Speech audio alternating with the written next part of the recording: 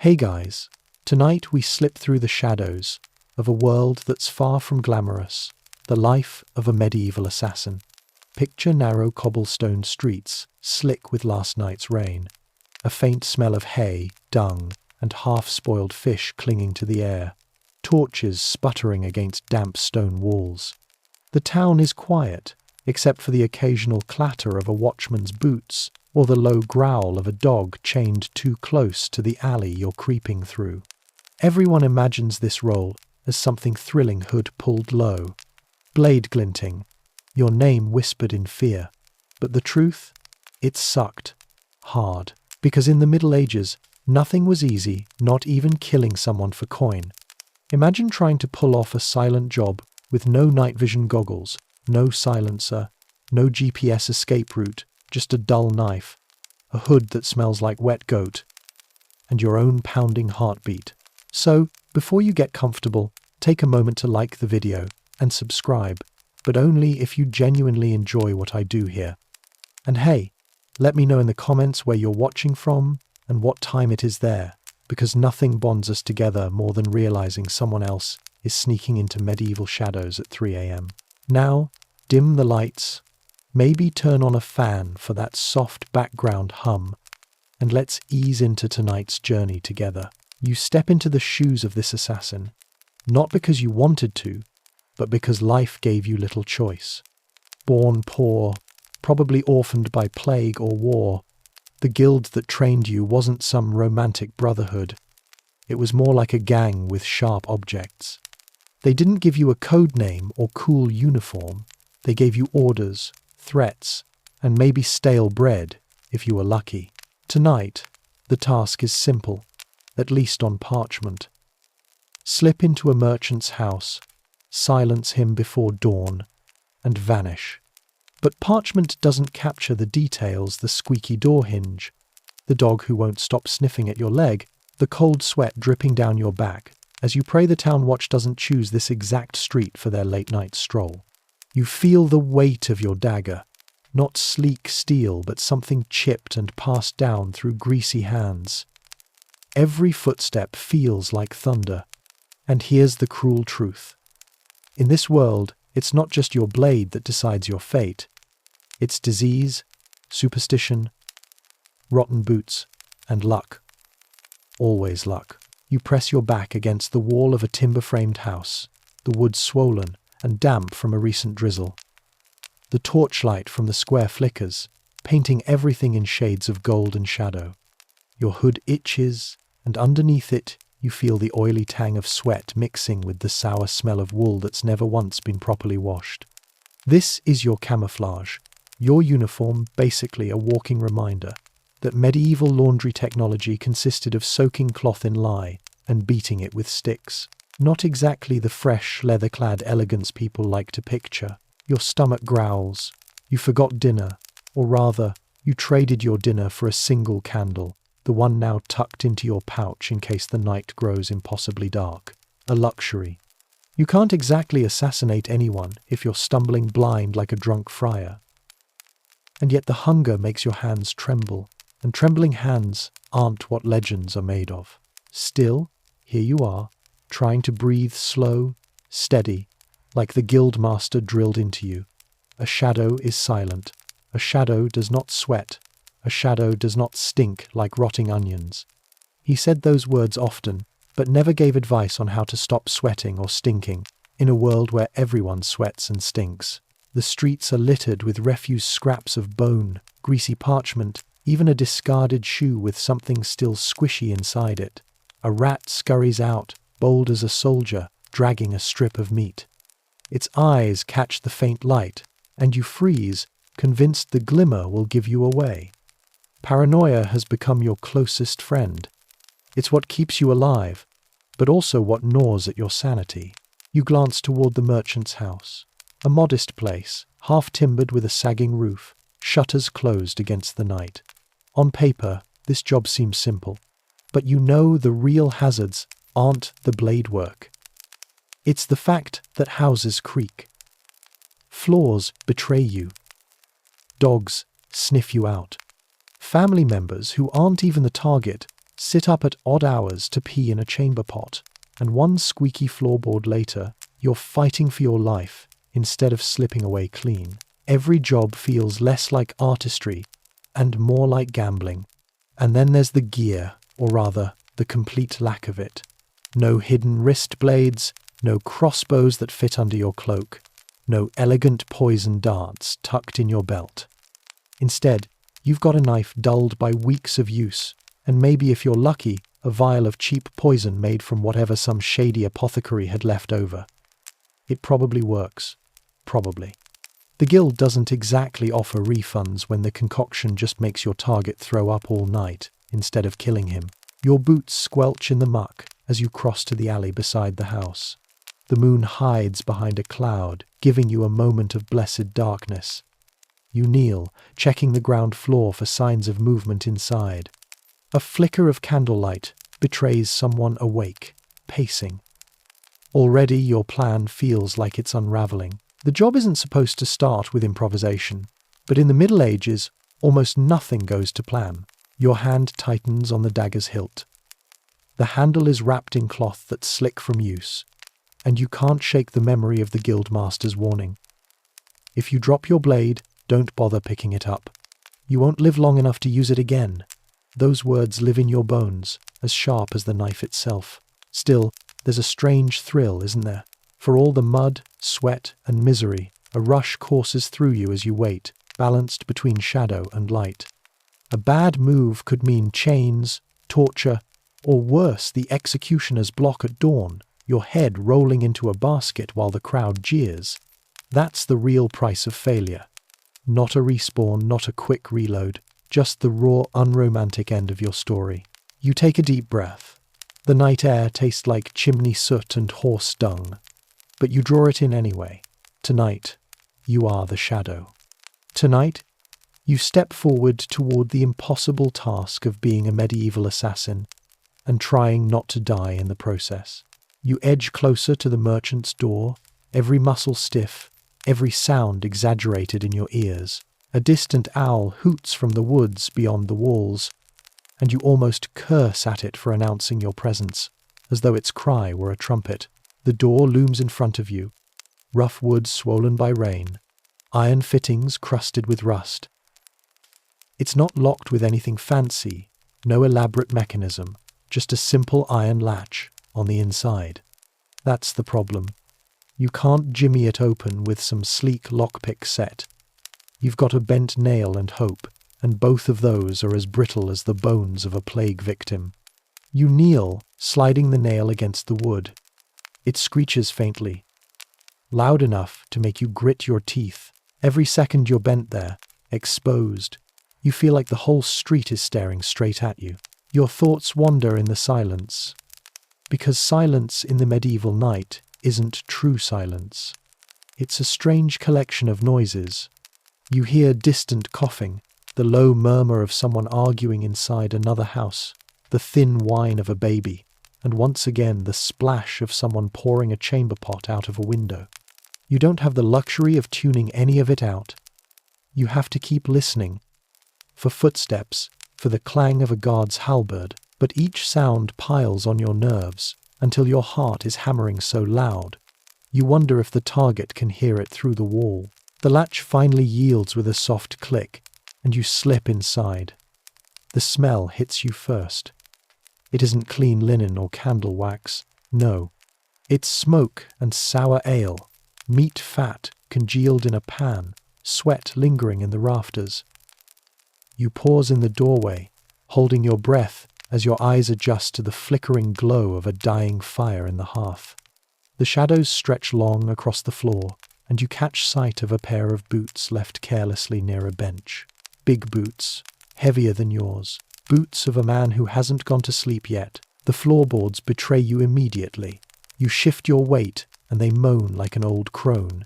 You freeze, every muscle locking tight, breath caught in your chest. You wait for the movement, for the figure to appear, but nothing. Just the faint hiss of the fire and the throb of your pulse in your ears. You continue, one step at a time, heel to toe, praying the ancient wood doesn't decide to scream again. You find yourself near the stairs. A rickety ladder more than a staircase, leading up to the loft where the family sleeps. But the candlelight you saw earlier is moving, and when you tilt your head, you see it's not in the loft at all. It's coming from the back room. The merchant is awake, sitting hunched over a table. He's writing something by the stub of a candle, his quill scratching, his shoulders hunched, like he carries all the weight of the world in his spine. He looks tired. Not the kind of fat, greedy villain the guild described to you. He looks like a man clinging to his work, to his family, maybe to hope. And here is where the job gets ugly. You're supposed to think of him as a mark, a number, a coin purse, waiting to be cashed. But he's a person, isn't he? A man scribbling in the last quiet hour before dawn, probably planning how to keep his household fed, maybe even making deals to protect his children's future. You feel the dagger heavy in your hand. You're not here to care. Caring gets you killed, the guild always said.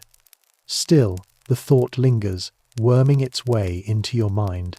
The merchant yawns, stretching his back. He doesn't know death is watching him from the dark.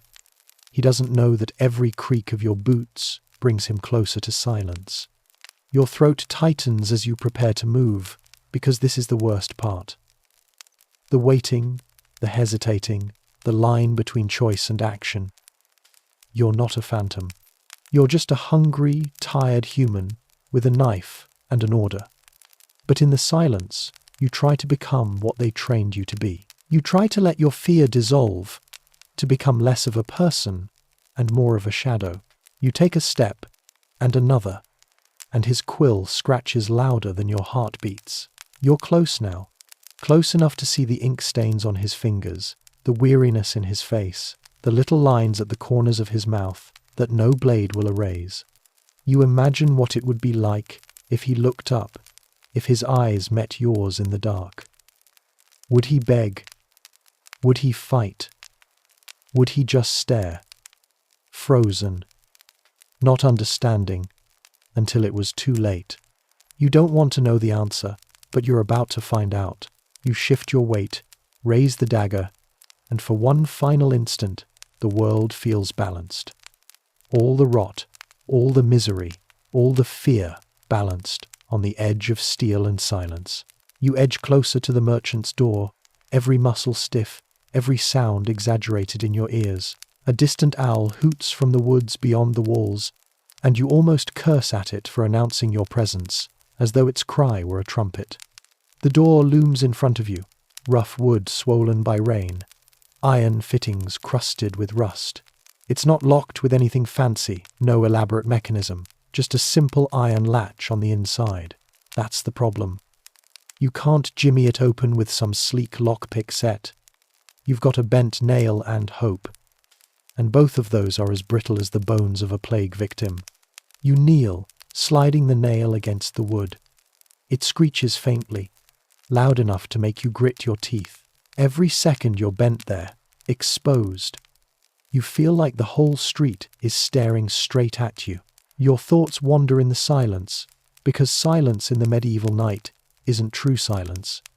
It's a strange collection of noises.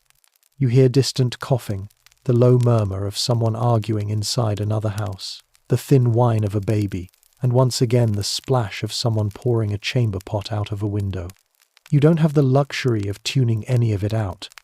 You have to keep listening, for footsteps, for the clang of a guard's halberd, but each sound piles on your nerves until your heart is hammering so loud you wonder if the target can hear it through the wall. The latch finally yields with a soft click, and you slip inside. The smell hits you first. It isn't clean linen or candle wax, no. It's smoke and sour ale, meat fat congealed in a pan, sweat lingering in the rafters. You pause in the doorway, holding your breath as your eyes adjust to the flickering glow of a dying fire in the hearth. The shadows stretch long across the floor, and you catch sight of a pair of boots left carelessly near a bench. Big boots, heavier than yours. Boots of a man who hasn't gone to sleep yet. The floorboards betray you immediately. You shift your weight, and they moan like an old crone. You freeze, every muscle locking tight, breath caught in your chest. You wait for the movement, for the figure to appear, but nothing. Just the faint hiss of the fire and the throb of your pulse in your ears. You continue, one step at a time, heel to toe, praying the ancient wood doesn't decide to scream again. You find yourself near the stairs, a rickety ladder more than a staircase, leading up to the loft where the family sleeps. But the candlelight you saw earlier is moving, and when you tilt your head, you see it's not in the loft at all. It's coming from the back room. The merchant is awake, sitting hunched over a table. He's writing something by the stub of a candle, his quill scratching, his shoulders hunched, like he carries all the weight of the world in his spine. He looks tired, not the kind of fat, greedy villain the guild described to you. He looks like a man clinging to his work, to his family, maybe to hope. And here is where the job gets ugly. You're supposed to think of him as a mark, a number, a coin purse, waiting to be cashed. But he's a person, isn't he? A man scribbling in the last quiet hour before dawn, probably planning how to keep his household fed, maybe even making deals to protect his children's future. You feel the dagger heavy in your hand. You're not here to care. Caring gets you killed, the guild always said. Still, the thought lingers, worming its way into your mind.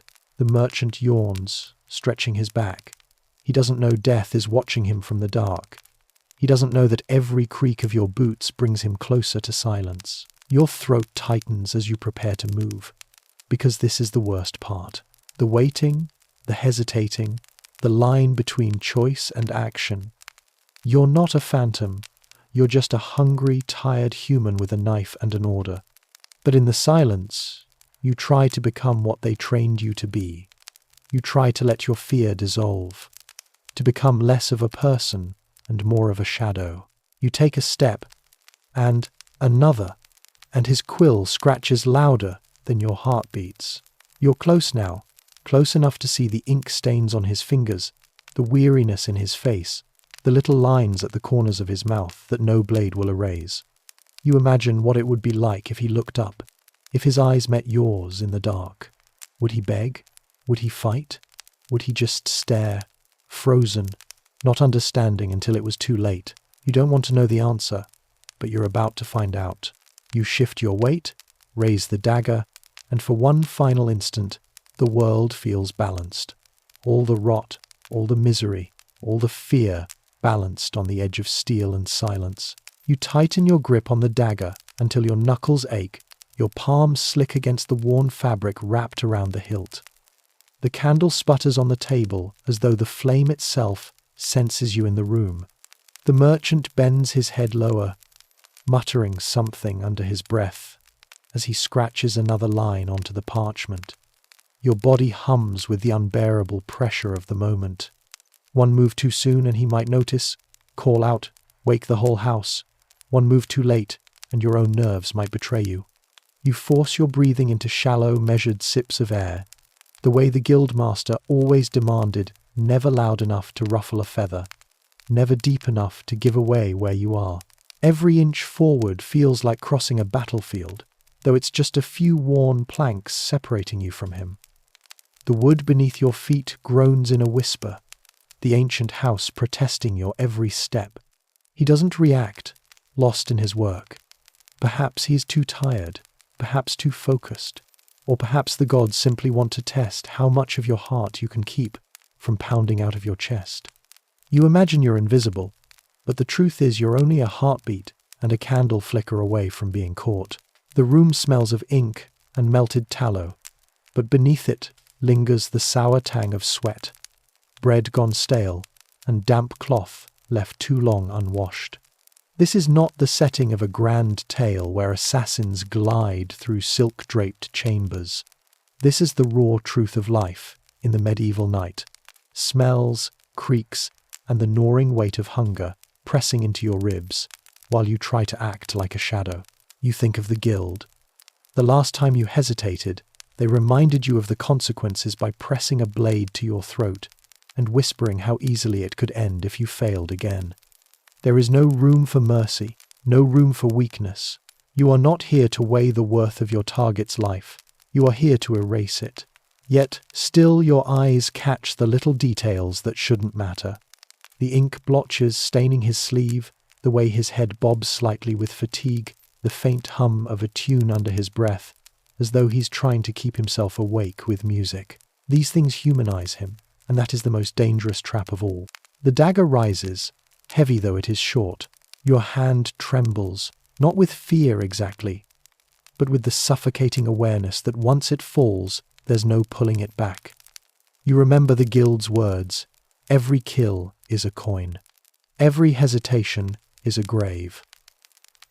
You remind yourself that this man's life is just a contract, that the hand that pays for his silence will never even know yours. But still, you linger in the moment, listening to the scratch of quill on parchment, the tired sighs, the slow droop of eyelids over weary eyes. Then a noise splits the silence. A cough, soft but sharp, from upstairs in the loft. Someone else is awake. Your body jerks, as though struck. The merchant's quill halts. He lifts his head just slightly, brows knitting, sensing perhaps that something is wrong. The candlelight shivers as the air shifts with his movement. You freeze, every nerve screaming at you not to breathe, not to twitch, not to even think. Seconds stretch like years. The cough fades. The house settles again into the crackle of fire and scratching of quill. He shrugs, shakes his head, and dips the quill back into the ink. Your chance is slipping through your fingers like water. You know it, and you hate it. To linger longer is to tempt disaster. To move now is to embrace the guild's training, the brutal, ugly lesson that survival comes at the cost of compassion. Your body decides for you. The shadow you have forced yourself to become pushes you forward, step by step, until you are right behind him. You can see the lines of his neck where the candlelight paints the skin. You can hear the rasp of his breath, uneven, tired, alive. You raise the dagger higher, and for one last heartbeat, the world holds still. But hesitation creeps in again. You wonder who will find him. A wife? A child? Will they come down to see their father, their husband, hunched at the table, ink still wet on the parchment, his life spilling away into silence? The thought claws at you, crueler than any blade. You shouldn't care. Shadows don't care. Shadows don't think. But you are not just shadow. You are human. And humanity is a curse in this work. A draft sneaks in from a crack in the wall, setting the candle flame trembling. The light dances across the room, throwing your shadow across the table, across the parchment, across the man himself. For the briefest instant, he sees it. His eyes flick upward, confusion narrowing them. His lips part, a sound forming but not yet born. Time shatters into fragments. You either act now, or you die here, exposed. The guild's punishment replaced by the town's justice. Your hand comes down, the dagger poised to finish the work. But reality is rarely as clean as the guild's lessons made it seem. The blade is not some enchanted steel that slides noiselessly into its mark. It is dull, chipped along the edge, and wrapped in sweat-slick cloth that nearly slips from your grip as it plunges downward. The merchant jerks, twisting at the last moment, because instinct is stronger than awareness. Instead of sinking perfectly where you aimed, the blade glances against the side of his shoulder before biting into flesh. The sound is wet and ugly. Not the quick silence you hoped for. He shouts, not loud but loud enough. His voice cracks the stillness of the room like lightning splitting a tree. The quill clatters from his hand, parchment crumpling beneath his elbow as he lurches sideways, knocking the candle over. Hot wax spills across the wood, flame licking dangerously near the scattered papers. The house is alive now. The illusion of control shattered in an instant. Your body moves before your mind can catch up. You clamp a hand over his mouth, but he thrashes, kicking at the bench, knocking it across the floor with a thundering crash. Pain blossoms in your wrist where he claws at you, his nails digging like hooks. His eyes are wide, not with recognition of who you are, but with raw, primal terror. That look is worse than any curse. It brands itself onto you, searing into memory. The look of a man who knows death has come too soon. From above, there is movement. A child's startled cry. Feet padding across the loft floor. The cough you heard earlier wasn't the only soul awake, it seems. The family is stirring. The household rousing like a hive struck with a stick. You curse under your breath, shoving the merchant harder into the table, pressing the dagger deeper, trying to end it quickly before the whole place erupts into chaos. It takes longer than you want. The blade resists. Flesh resists. Life itself resists. He gurgles beneath your palm, legs kicking against the floorboards. Every second feels like an hour. Every muffled sound another nail hammered into your own coffin. Finally, his body slumps, the fight leaving him like smoke vanishing in the night. He lies twisted, his ink-stained hand dangling off the table, blood soaking into the parchment that he'll never finish. The candle guttering on its side burns low, blackening the edge of the paper. You stagger back, breath ragged, sweat pouring down your temples. This is the truth of it, the messy, brutal, unromantic reality of killing in the Middle Ages. No swift slice, no clean silence. Just blood, noise, and the gnawing knowledge that you've left a family behind to find the ruin you've made. The footsteps above grow louder, heavier. Someone is climbing down. You snatch the dagger free, its blade sticky and dark in the dim light. The plan was simple: slip in, silence the target, slip out. But simplicity is a lie. Now, you're standing in a room with a body cooling on the table, a trail of noise behind you, and witnesses about to descend the stairs. Your heart pounds so violently you can feel it in your throat. Every instinct screams at you to run, but running isn't always survival. Outside, the guards could be passing. If you burst out the door now, you could stumble right into their lantern light. If you stay, you could be cornered like a rat. The stairs creak. A small figure appears first, a child rubbing their eyes, holding a ragged blanket. Behind them, a woman's voice calls softly, asking if everything is all right. You shrink back into the shadow, every nerve sparking, dagger trembling in your grip. You never trained for this. The guild didn't prepare you for the sight of children, for the echo of innocence that doesn't belong in your bloody trade. They only told you to kill, to silence, to vanish.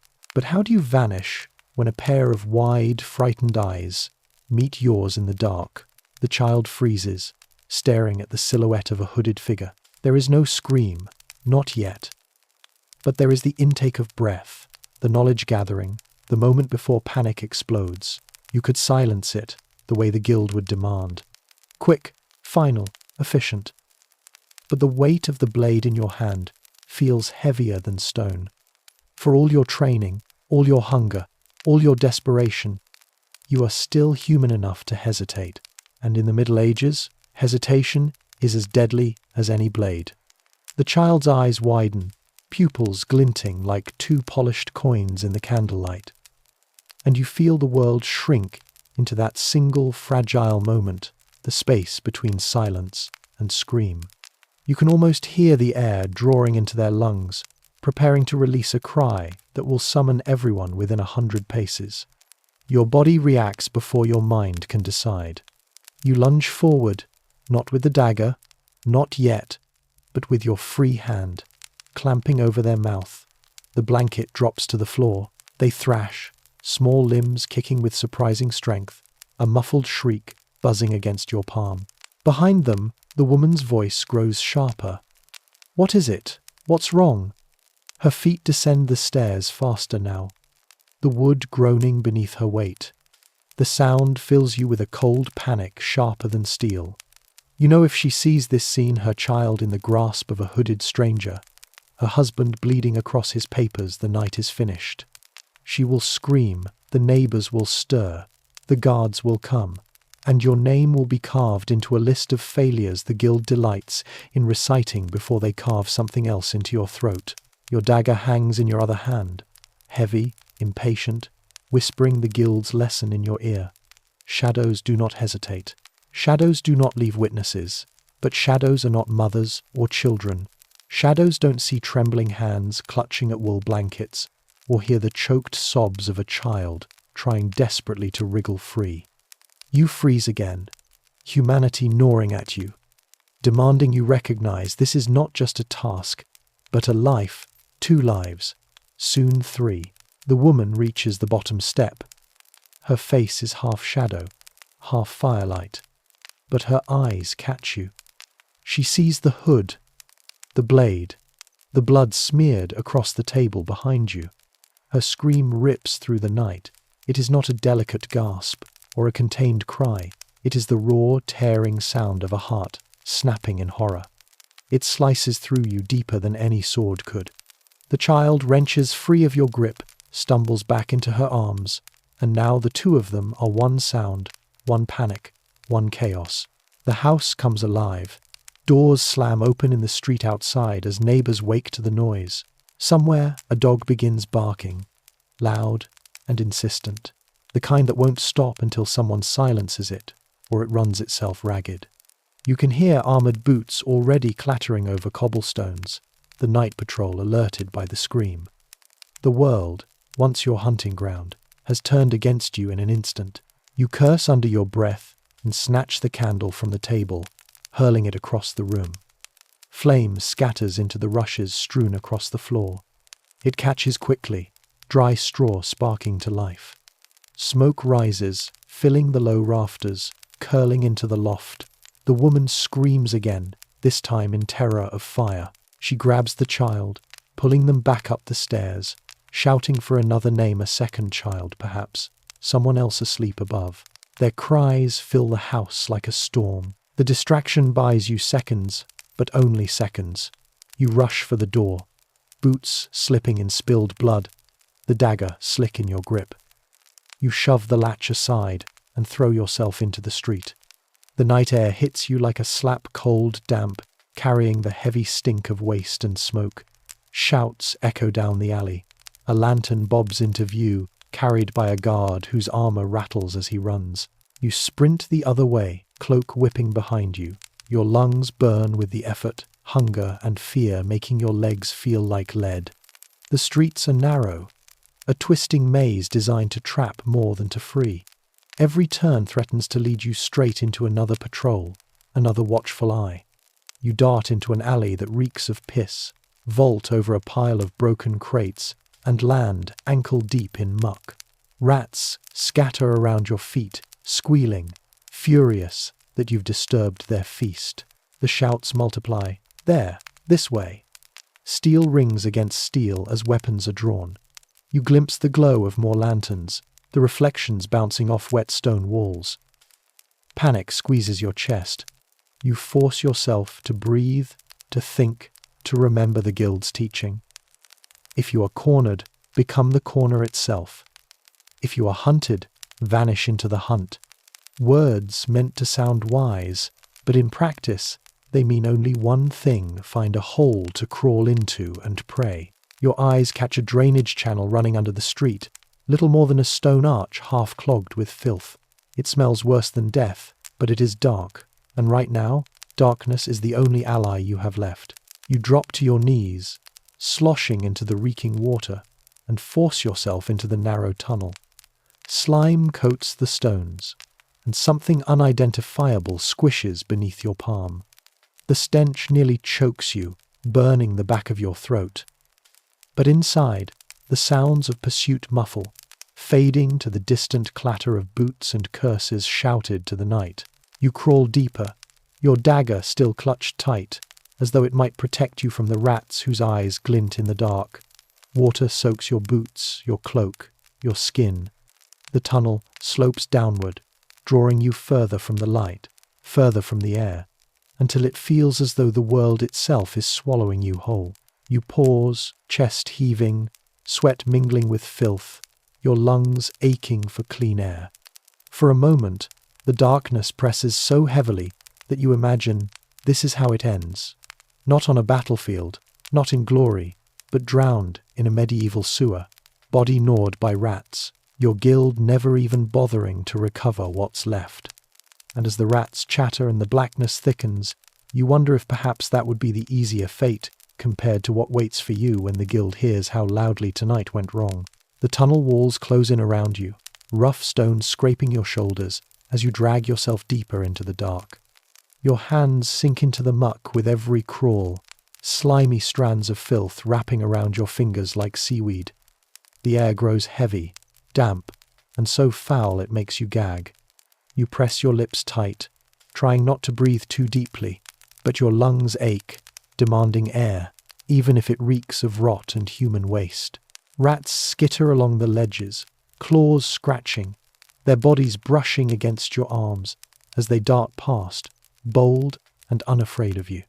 One pauses, watching with tiny glinting eyes before vanishing into the dark, as though mocking you for crawling through its kingdom. The echoes of the guards above fade with every shuffle forward, replaced by the steady drip of water and the occasional groan of the stone archway overhead.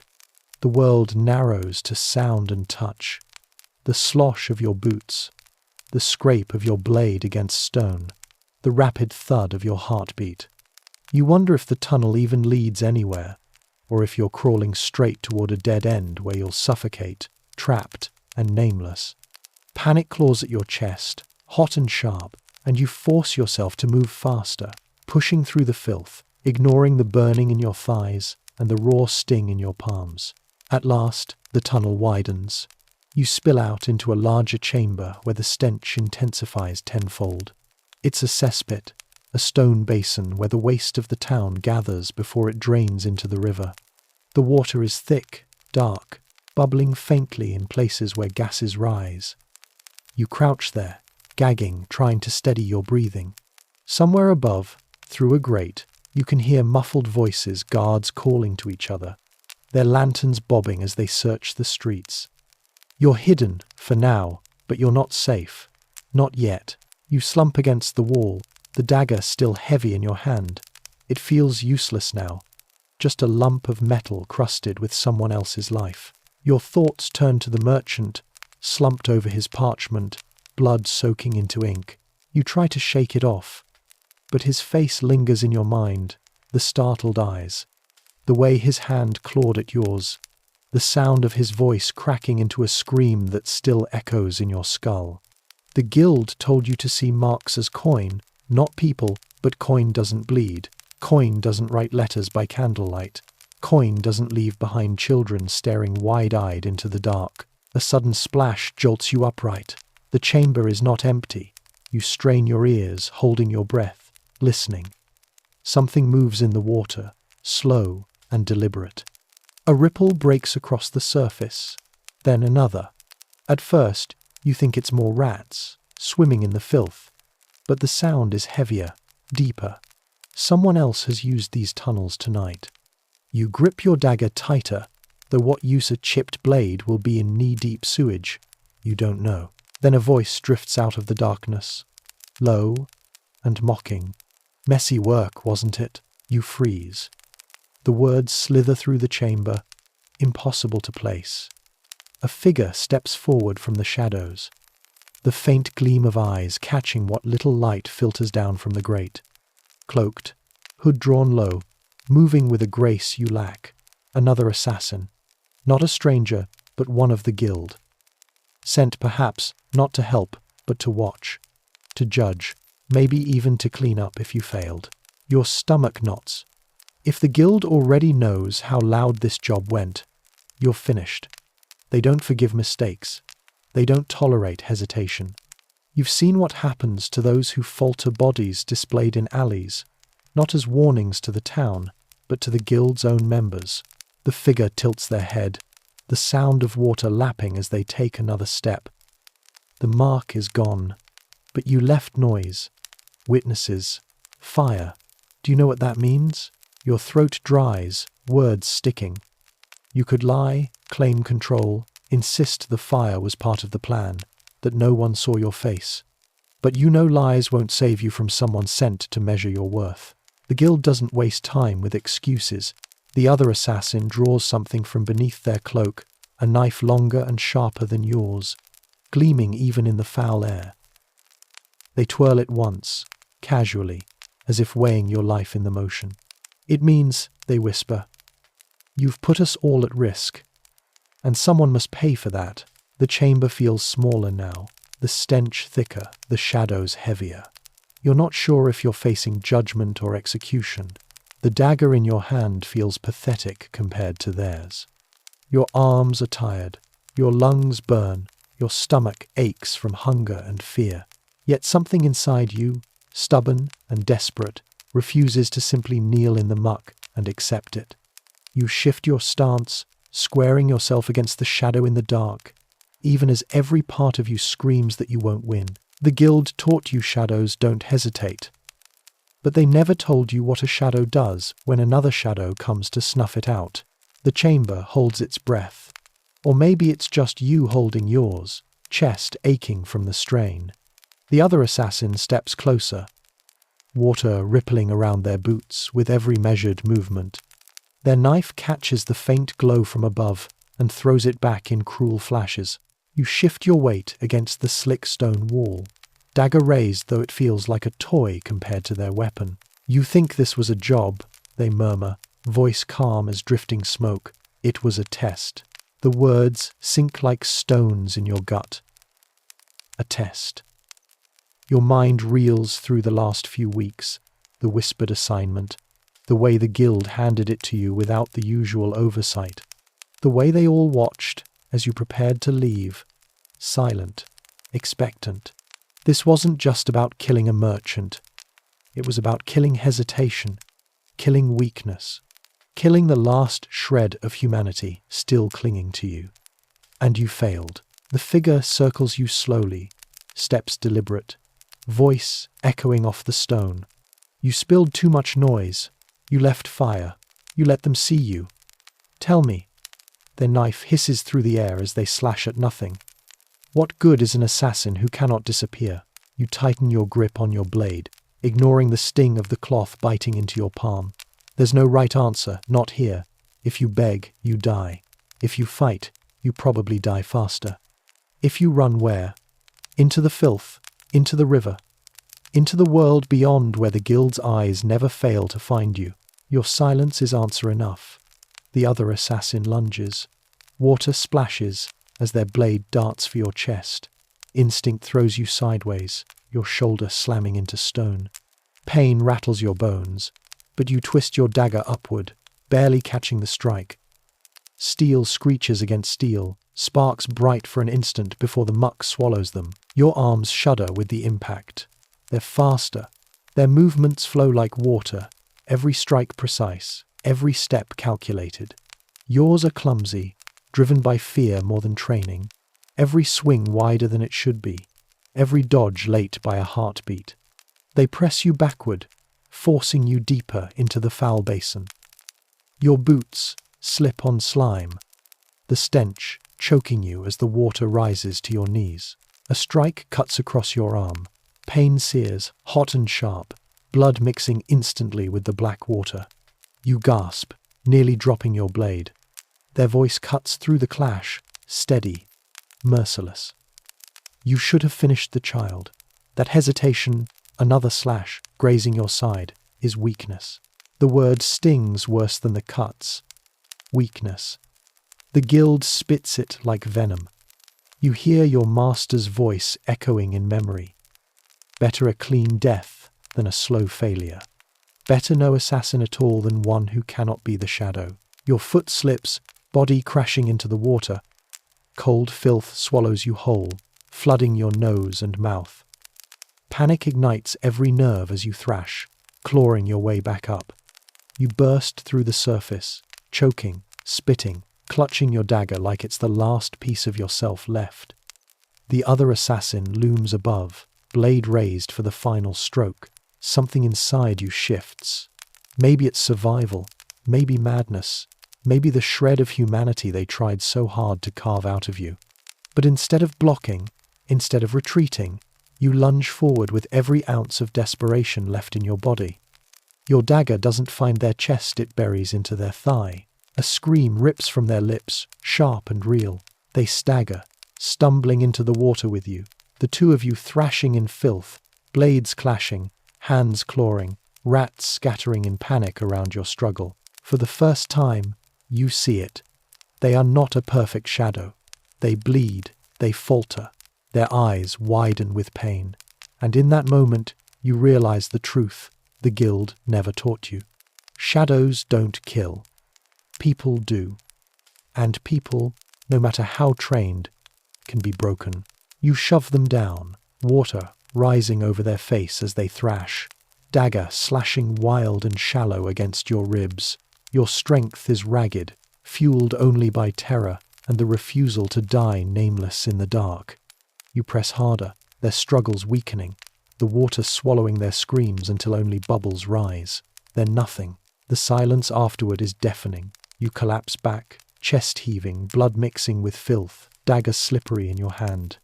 The figure floats limp beside you, hood drifting open to reveal a pale face you don't recognize. Just another assassin. Just another shadow. Just another person who believed the guild's lie until it killed them. You drag yourself to the edge of the basin, clawing up onto the stone, every muscle trembling. Your wounds burn, your lungs ache, and yet you are alive. Alive, though you've broken the guild's test, though you've killed one of your own.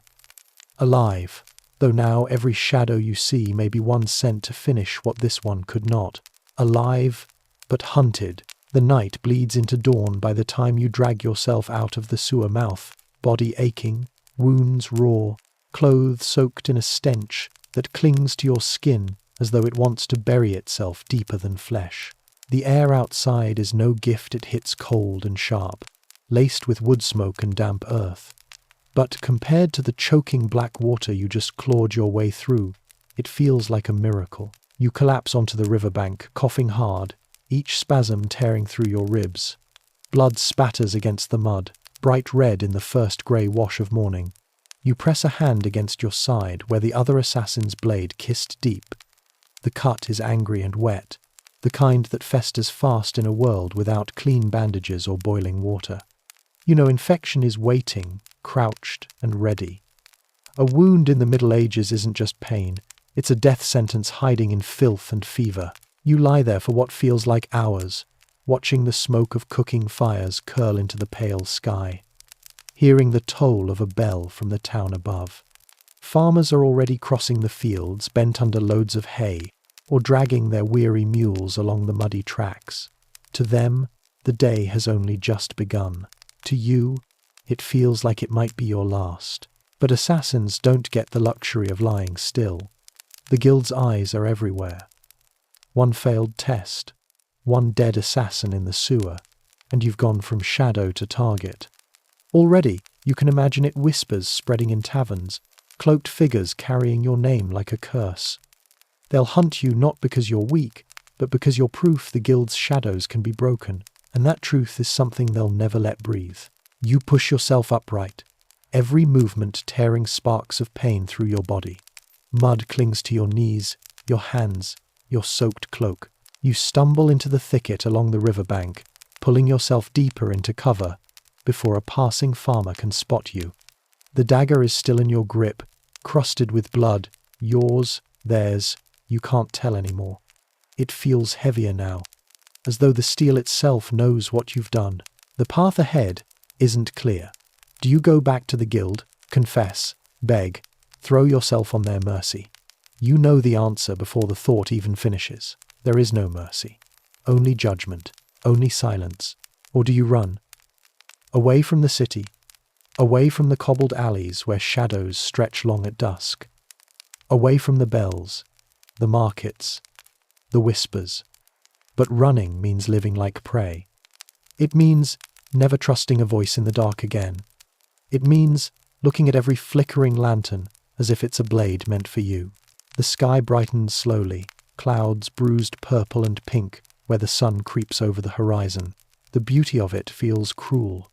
How can the world be so still, so calm, when everything inside you is breaking? You pull your hood low, teeth chattering from the cold damp of your clothes, and force yourself onward along the river. As you limp through the undergrowth, you pass a tiny chapel standing alone on a hill. The bell rings again, softer here, carried by the wind. A handful of peasants shuffle inside, their heads bowed, voices carrying faint hymns. The sound is haunting.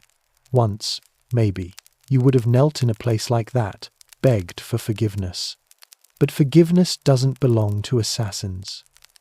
It belongs to the people whose throats you slit, whose screams you smothered, whose children you left staring in the dark. Your stomach twists with hunger, sharp and unforgiving. You've eaten nothing since last night, and the mud, the pain, the stink of rot in your lungs all churn until you double over, retching bile onto the grass. The Middle Ages don't care that you're an assassin. Hunger doesn't care. Wounds don't care. Infection doesn't care. All that training, all those lessons in the guild's shadowed halls, and here you are, just another body trying not to die in the mud. But you're not dead. Not yet. The world hasn't swallowed you whole. Not while your breath still rattles in your chest. Not while your legs can still stagger forward. Survival is ugly, but it's yours. And as the sun climbs higher, you realize the cruelest truth of all. Living may end up being harder than dying. The road is less a path than a punishment. By now, your boots are soaked through from dew and muck, and every step feels like dragging iron weights bound to your ankles. The wound in your side has begun to throb in rhythm with your heartbeat, each pulse a hammer striking deep inside you. Fever prickles under your skin, leaving you both shivering and sweating. A miserable contradiction that makes the world blur at its edges. You keep moving because stopping feels like surrender, and surrender means being found. The countryside stretches wide, but it is no friend. On one side, fields lay fallow, their soil dark and broken like a scar, waiting for the next crop. On the other, a cluster of woods looms thick with undergrowth, the kind of place where bandits wait with sharpened blades and hungry eyes. The medieval world is no safer for you than it is for a farmer, a pilgrim, or a soldier. It is only hungrier, harsher, and more willing to devour those who slip from the thin protections of hearth and guild. And you have slipped completely. Hunger claws at you more viciously now, twisting your stomach until you fold over, clutching it as though you might strangle the emptiness with your own hands. Every scent becomes a torment. The faint aroma of smoke from a distant chimney, the ghost of roasting meat carried by the wind, the sour tang of grain fermenting in barrels carted past by merchants, all reminders of what you lack. The knife in your belt whispers to you again, urging you toward theft, violence, survival at any cost. But your body is weak, and weakness is betrayal in your line of work. An assassin who cannot strike cleanly is just a desperate cutthroat, and desperate cutthroats die quickly. The rattle of a cart jolts you back into the moment. Ahead, a farmer guides a mule along the muddy road, a stack of firewood piled high in the wagon. Each log looks heavier than your entire body feels. The man's hands are raw from labor, his tunic patched so many times it is more stitch than cloth. His son barefoot, thin as a twig, stumbles in the ruts behind him. You know they have nothing worth stealing, yet the thought claws at your skull anyway. Even a crust of bread, even a stolen turnip would feel like salvation. You grip the dagger's hilt tight until your knuckles ache, crouching in the brush as they pass. The boy glances toward the thicket, wide-eyed, sensing the shape of you in the gloom, but he says nothing. You wait until their cart rattles into distance before letting your hand fall away from the blade. You're left with shame heavier than hunger. The day drags. Your fever deepens. The sun arcs across the sky as if mocking your sluggish steps, and you find yourself half falling against trees to keep upright. The world begins to tilt, Once you swear, the road bends sideways, and the trees seem to lean in, whispering. You shake your head violently, but the whispers don't stop. They're memories more than voices, faces of those you've killed, the cold eyes of guildmasters, the sly grin of the assassin you drowned in the sewer. They follow you like ghosts, relentless, accusing. When you lift your head again, the inn is there, squatting by the roadside, like some tired beast. Its thatched roof sags, its timbers lean, but smoke curls from its chimney, promising warmth. Through the crooked windows spills a faint orange glow, the unmistakable light of fire. And drifting on the evening breeze comes a smell that nearly undoes you. Onions, carrots, meat, simmering in broth so rich that your stomach lurches violently, begging, demanding. You clutch your middle, feeling weaker for the memory of flavor. Inside, are voices, men laughing, mugs slamming, dice clattering against wood. There are questions inside too. Who are you? Where do you come from? Why do you limp? In the Middle Ages, strangers are never met with kindness. Suspicion clings tighter than shadow. A man with a hood drawn low and blood in his cloak will draw eyes like moths to flame. Yet the road beyond offers nothing but more cold and more hunger. You look at the crooked sign hanging above the inn's door, its painted emblem worn away by rain and years, and you feel your body sway toward it. Part of you wants to push inside, collapse by the fire, and gulp down stew until you remember what it means to feel alive. Part of you wants to stagger past, vanish into the woods, and keep living like a hunted animal. The decision sits heavy in your chest.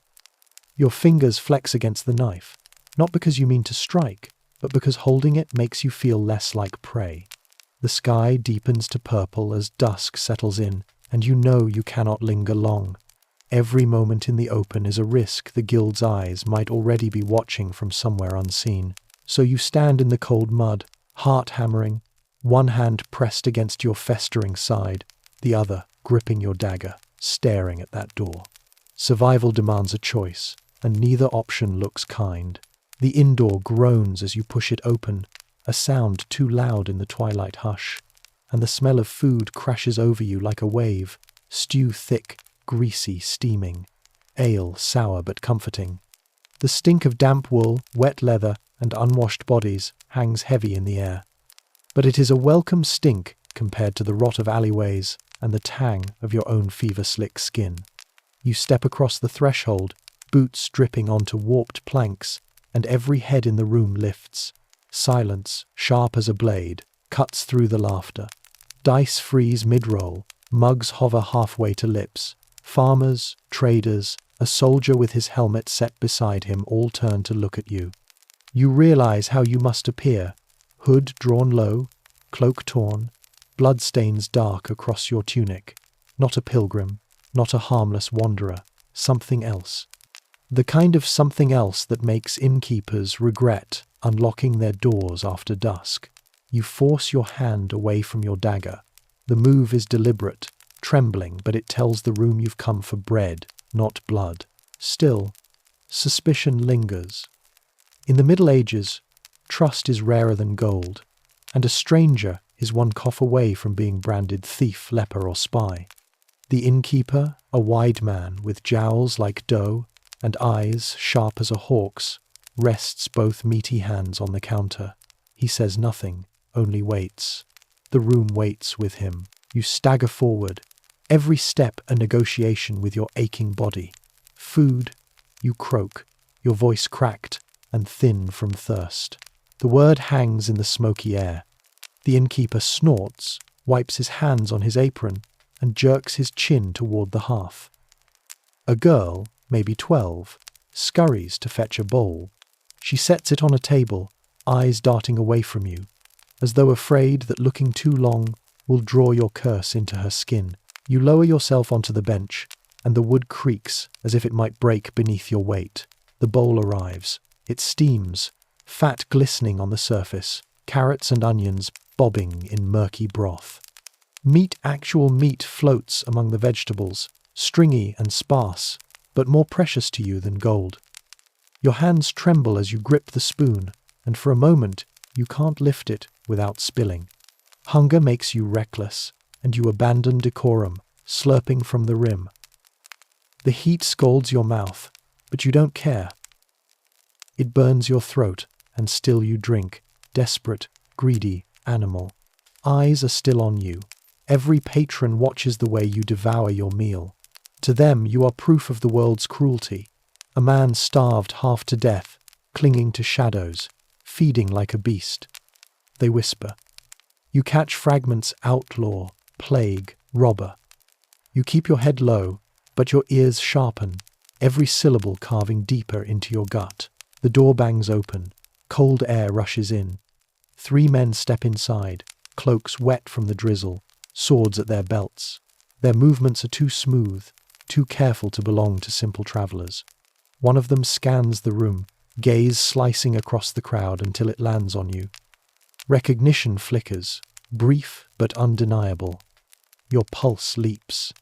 You've seen his face before in the candlelit chamber of a guild hall, at the edge of a council where contracts were weighed and blood was bargained. They've found you. Your spoon rattles against the bowl, and suddenly the stew turns to lead in your stomach. The fever, the wound, the weakness, all of it threatens to drag you down, right there at the table. But instinct, sharper than hunger or pain, screams, survive. Your fingers slide to the dagger hidden at your belt. The room has gone quiet again, as though it senses the storm about to break. The men close in, boots thudding on old planks, their eyes locked on you. The innkeeper stiffens, but says nothing. The patrons hold their breath. Everyone knows what's coming. The first man approaches with the confidence of someone who knows the outcome before the fight begins. His hood drips rain onto the floorboards, his boots heavy with mud, but his hand hovers close to the hilt of his sword, fingers tapping a rhythm you've heard before. That rhythm means one thing. Strike fast, strike clean, no hesitation. You've used it yourself. Your heart slams against your ribs. Every muscle in your body wants to freeze, but the inn has become a stage, and everyone inside is waiting to see if you collapse or explode. The girl who brought your stew peeks from behind the counter, her eyes wide, too young to understand the kind of violence crouching at the edge of this moment. The innkeeper's jaw tightens. Though his hands stay at his side, he knows better than to intervene. The 3 hunters spread out like wolves circling prey. The one in front fixes his gaze on you, his mouth curling in a smile that doesn't reach his eyes. The second shifts to block the door, making sure the only way out is through him. The third leans against a pillar, casual as a man in his own home, but his eyes dart, watching your every twitch, every breath. They know you're hurt. They can smell the fever rising off your skin like steam. To them, you're already half dead. You grip your spoon a moment longer, staring at the oily broth swirling in the bowl, then let it clatter against the wood. The sound rings sharp, a signal. The room tenses. You slide your hand beneath your cloak and find the dagger's hilt, slick with sweat. It's a short blade, nicked from too many hurried fights, but the weight steadies you. You force yourself to breathe slow, deep, even as your chest burns. The man in front steps closer. "You've run long enough," he says, his voice low, meant only for you. The guild doesn't forgive. You know the rules. You know them. The first rule, betrayal is death. The second, debts are never forgotten. The third, if you flee, they will hunt you to the ends of the earth. And you broke all 3. Imagine, your mind whispers bitterly. Imagine trying to get out of your job today by just quitting. Handing in your dagger like handing in a letter of resignation. The thought is absurd. Almost funny almost. In your world, resignation means a blade in your back. A body dumped in the river. The second man near the door shifts, blocking your view of the night beyond. He rests his hand openly on the pommel of his sword now, daring you to try. The third tilts his head, amused, waiting for the strike he knows must come. The tension snaps like a bowstring. You don't wait for them to move first. You've been hunted long enough.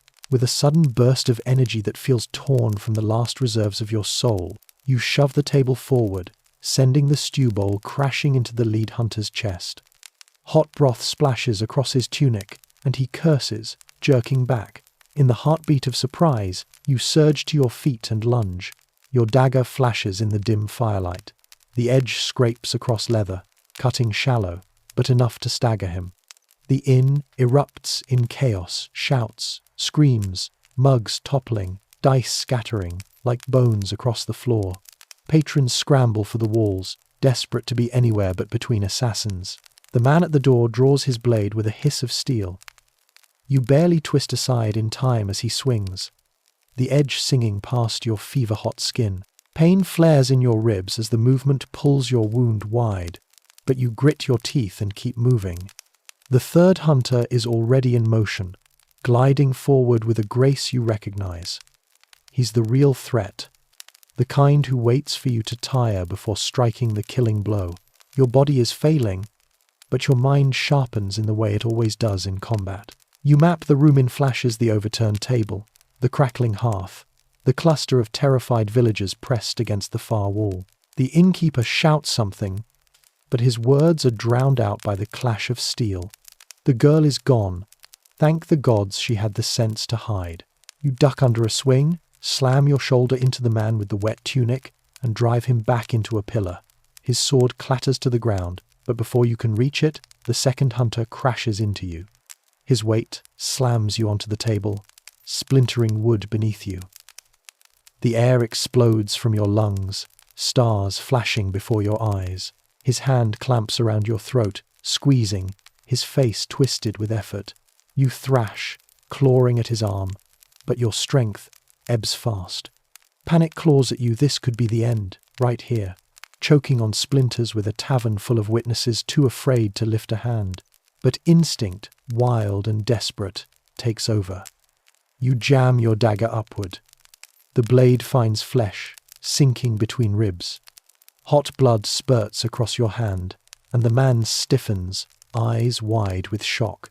His grip loosens, and you shove him off with everything left in you. He crashes to the floor, gasping like a fish hauled from water. The inn is a storm now, voices rising, boots stamping, the smell of blood thickening the smoky air. You stagger to your feet, vision swimming. The third hunter hasn't moved yet. He just watches, smiling faintly, as though everything so far has been rehearsal, and you know in your bones he's the one sent to finish you. The third hunter pushes himself off the pillar with the calm certainty of a man who's never had to rush. His boots make no sound on the wooden floor as he approaches, his cloak trailing like a shadow that doesn't belong to him. The firelight catches his face, and you see no anger there, no heat, just cold focus, the kind that makes your stomach twist. This isn't vengeance or passion. This is a craftsman at work. He draws his blade with a whisper of steel so smooth, so deliberate, that the entire room seems to hold its breath. The tavern's chaos shrinks to silence, fear smothering every voice. Even the crackle of the hearth sounds muted, as though the fire itself knows better than to intrude. People cling to the walls, pressed into corners, eyes wide. This is no drunken brawl anymore, it's execution. You can taste the copper of blood on your tongue. Feel it sticky on your palm where you gripped your dagger too hard. Your ribs scream every time you inhale. Sweat burns your eyes. Yet you force yourself to stand straight, because if you look broken, he'll carve through you without hesitation, and maybe he'll do it anyway. You should have stayed, he says, voice low, almost conversational, as if discussing weather. The guild would have kept you fed, housed, you'd still be useful. His sword tilts in a small, elegant arc, pointing toward your heart. Now you're only a lesson. You don't answer. Words won't help you now, and your throat is too dry to waste them. You shift your stance, dagger angled down, cloak draped just enough to hide the tremor in your wrist. He smiles faintly. Good. Silence. Then he moves. Not fast you could handle. This is worse. He advances with measured steps, every motion clean, economical, impossible to predict until it's already too late. His first strike isn't wild or forceful. It's precise. A probing cut meant to test your reaction. You parry clumsily, steel sparking, and the vibration jolts your aching arm. He tilts his head as though taking notes. The second strike comes sharper, angled low. You twist aside, but your wound tears open again, hot agony flooding your side. You bite down on the cry that rises, because pain is weakness, and weakness is what he wants. He circles you slowly, herding you toward the hearth. The heat sears your back, the fire popping, sparks leaping at your cloak. You can't retreat further. His smile deepens, a predator pleased with the cornering of prey. But you've lived too long in shadows to let him control the board entirely. You glance at the overturned table, at the spilled stew glistening on the floorboards, slippery as oil. The innkeeper's eyes flick toward it too, quick, fearful. He knows what's about to happen. The hunter feints high, blade arcing toward your neck. You duck, twisting low, and in that desperate sweep you shove your boot hard against the edge of the broth-slick table. It lurches forward, skidding across the stew-slick floor between you and him. His boot lands wrong, sliding, just enough to stagger him. It's the only opening you'll get. You surge forward, driving your dagger upward. The blade grazes his arm, cutting shallow, but not deep enough. He recovers with terrifying speed, slamming his elbow into your jaw. Your vision explodes with white, and you stumble back, tasting blood where your teeth cut into your cheek. The tavern gasps as one. The hunter doesn't chase. He doesn't need to. He knows you're weakening, knows the fever and wounds are dragging you under. He stands straight again, calm, sword steady, eyes locked on you as if you've already fallen. But you're still breathing, still standing. And you know one thing the guild forgot to teach him. Prey can bite hardest when it's cornered. The hunter steadies himself, and the room tightens with him. The patrons flatten against the walls like pressed flowers, silent, pale, wishing themselves invisible. Even the girl who had served your stew clutches her apron in both fists, eyes wide with terror, but she does not scream. In the medieval world, people learn early to keep quiet when death comes calling. Your jaw throbs from the blow, blood warm at the corner of your mouth. The dagger in your hand feels suddenly small, pathetic against his long sword. He circles again, deliberate, drawing this out not for cruelty but for certainty. He will kill you without rushing, like a farmer wringing the neck of a chicken. That's the calm in his movements, the calm of inevitability. He lunges. The strike is aimed for your ribs. The wound he knows is weakest. You twist aside, but pain flares so violently you nearly collapse. The blade misses your heart by inches, slicing your cloak and tearing cloth from your side. Heat gushes there, but you don't stop. You slam your shoulder forward, ramming him back into the hearth. His blade jerks up to block, but the move is clumsy in the cramped space, and sparks leap as the iron sword scrapes against the iron spit above the fire. The tavern erupts. Benches topple, mugs clatter, a dog barks from somewhere beneath the tables, yet no one intervenes. This is your fight, and theirs is only to survive being near it. You slash with the dagger, but his cloak absorbs the blow, leather beneath stopping the cut. He snarls his first slip of emotion and drives his knee into your stomach. The air leaves your lungs in a strangled gasp. You stumble back, barely keeping the dagger up, and the world tilts with fever and smoke. He presses forward, blade weaving. A high cut, a low thrust, another testing feint. Each one drains you. Each one chips away at what little strength remains. He wants to exhaust you, bleed you into stillness, and finish the job without risking his own flesh. But desperation is its own kind of strength. You retreat toward the overturned table, your heel brushing against its edge. For an instant, you remember all the lessons whispered in candlelit guild halls. Patience, precision, always know the ground beneath your feet. You see the spilled ale glistening across the planks, mixing with broth. Slippery, treacherous. You can use it. You feign a stumble, shoulders sagging, dagger drooping. He sees weakness, and his lips twitch with certainty. He lunges in for the killing blow, sword arcing to pierce your chest. At the last instant, you shift. Your boot scrapes the slick wood, deliberately sliding out of the way. His momentum carries him just far enough to lose footing, his blade sinking into the table instead of flesh. The wood splinters, the sword sticks fast. It's your moment. You surge forward, dagger flashing. You aim for the throat, the artery, but he twists, and the blade sinks into his shoulder instead.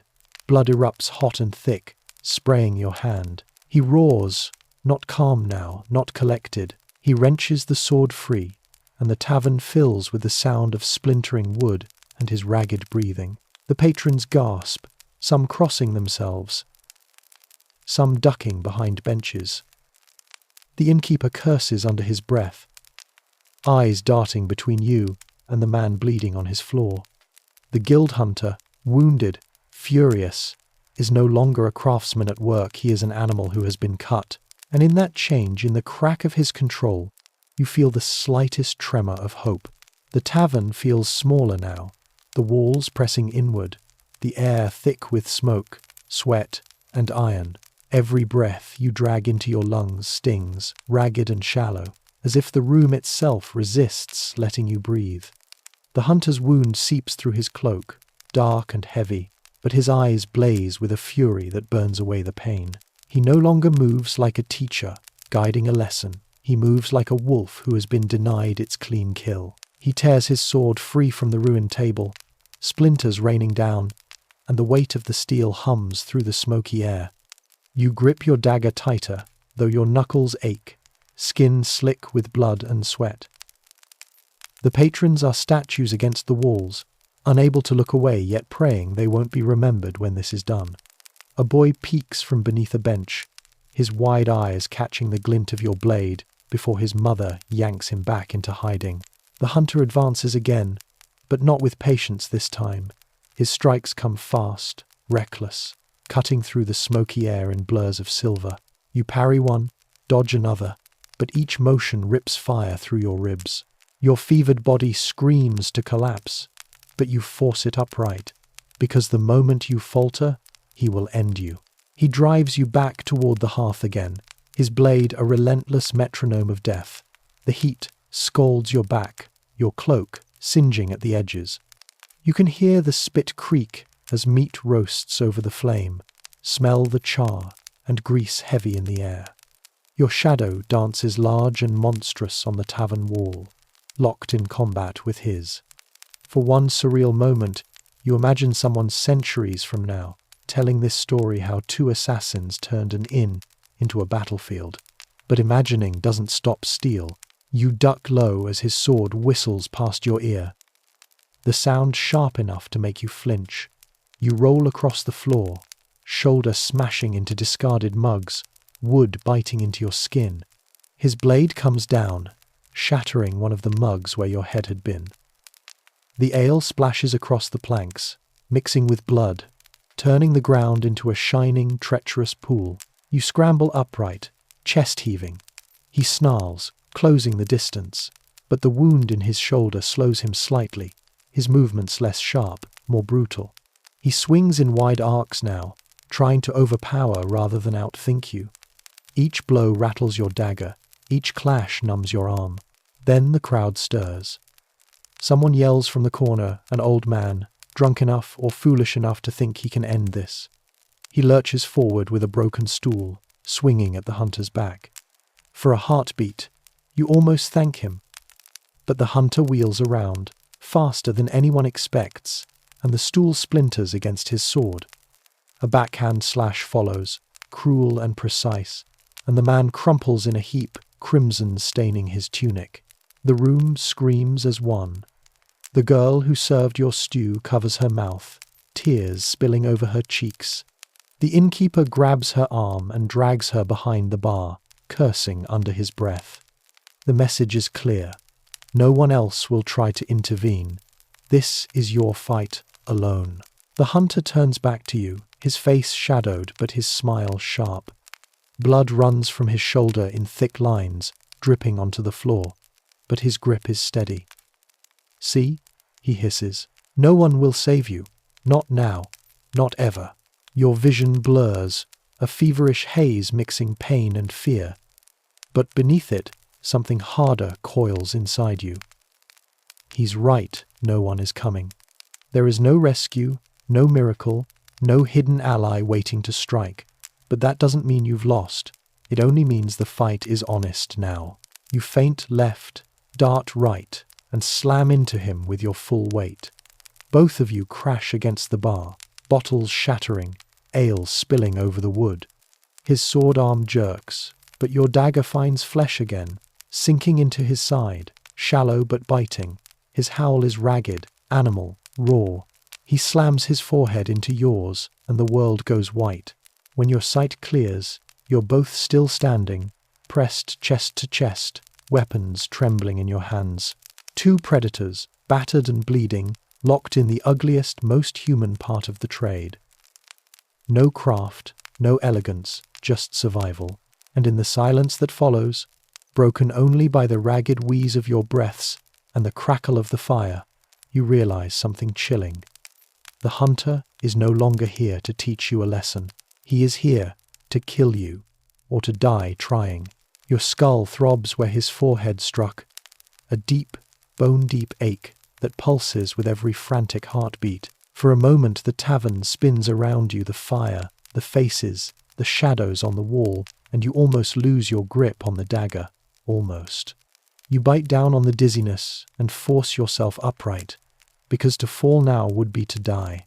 The hunter's breath is hot on your cheek, foul with blood and ale, his strength pressing against you like a wall. His sword hovers between you, straining against your dagger as you keep it from sliding into your chest by the narrowest of margins. You hear him growl, guttural, not words but pure anger, the kind of sound a beast makes when its paw is caught in a trap. Blood pours from his shoulder wound and darkens the cloth at his side where your dagger struck, but it only seems to make him more furious, more determined. His weight bears down, and your knees buckle.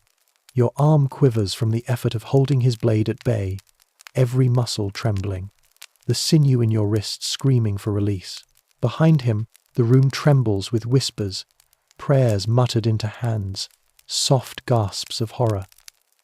Someone sobs into their sleeve. The innkeeper's wife hides her face in her apron, whispering desperate bargains to saints who will never answer. A few of the braver souls edge toward the door, but they do so carefully, slowly, knowing that a sudden movement might catch his eye. To these people, you are no longer a stranger in need of food. You are a curse that stumbled into their hearth, bringing death in its wake. The hunter shifts his weight suddenly, ripping his sword free from the bind. The steel screeches against your dagger and forces it down toward your thigh. Desperate, you slam your boot into his shin. He grunts, staggers half a step, and you wrench your dagger upward in a wild, clumsy arc. The blade glances across his jaw, slicing a shallow line that beads with crimson. His head jerks back, teeth flashing, not in fear but in rage. He swings back hard, and the flat of his blade cracks against your ribs. Pain detonates through your chest, a hot, suffocating wave that nearly drops you. The crowd gasps as you crumple against a table, splintering it beneath your weight. The jagged wood tears your cloak and scratches your arms, but you keep the dagger clenched in your fist. The hunter stalks forward, each step heavy, deliberate. His cloak drags across the ale-slick floor, his boots splashing through blood and broth, his sword trailing lines of liquid crimson as he raises it for the next strike. He is slower now, wounded, yes, but each motion is carried by the certainty of years, by a body hardened to killing. He doesn't need speed. He only needs to strike once, cleanly. You roll onto your side, pulling yourself up against the wrecked table, chest heaving. The dagger feels heavier than it should, as though the iron itself knows you are reaching the limits of your strength. Fever burns your skin, Sweat runs into your eyes, but the fire inside you refuses to gutter out. Somewhere deep, past the exhaustion and pain, you cling to a truth. Assassins die young, not because they are weak, but because they hesitate. And you cannot hesitate. You push yourself upright, leaning against the table for balance. The hunter comes at you again, sweeping his blade in a wide arc, meant to cleave you from collarbone to hip. You duck under it, hear the air split above your head, feel the wind of it brush your scalp. His blade slams into the wall behind you, carving a deep gouge into the timber. The wall shudders, dust raining down. Without thinking, you drive forward, shoulder first, ramming into his chest. The impact jolts through your body, your ribs screaming in protest, but it knocks him backward a step. You seize the moment, stabbing for his throat. He twists just enough, and the dagger buries itself instead in the thick muscle of his arm. He howls, jerking away, and blood spatters across your face, hot and metallic. The tavern erupts in chaos again. A man near the hearth screams, bolting for the door, but his boots skid on the ale-soaked planks and he crashes into a bench. Others follow, some stumbling, some crying out, a chorus of panic filling the air. Mugs smash, benches topple, dogs bark madly under the tables. The tavern is no longer just a battlefield. It is a storm, spinning out of control. The hunter doesn't care. He doesn't even notice. His whole world is you now, his enemy, the blade in your hand, the dagger in his flesh. His face is contorted, blood streaking his jaw, his eyes blazing with a single-minded promise. He will not stop until you are cold on the floor, and you barely breathing, bleeding, trembling, realize that promise might very well be true, unless you break the pattern, unless you do something unexpected, something desperate. Your eyes dart across the room. The firelight glints off broken bottles behind the bar, jagged and glittering. The great iron spit still glows red in the hearth. The floor is a sea of spilled ale, thick and sticky, waiting for a spark. All around you lies chaos, but chaos is the only ally left to you. The hunter steadies his grip, sword lifting high.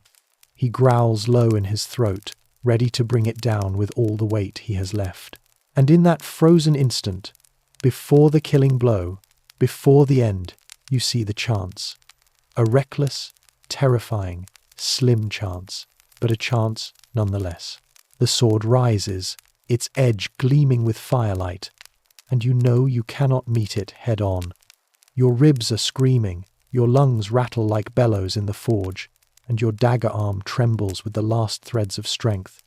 But assassins do not live by strength. They live by speed, by cunning, by the gift of seeing what others miss in the chaos.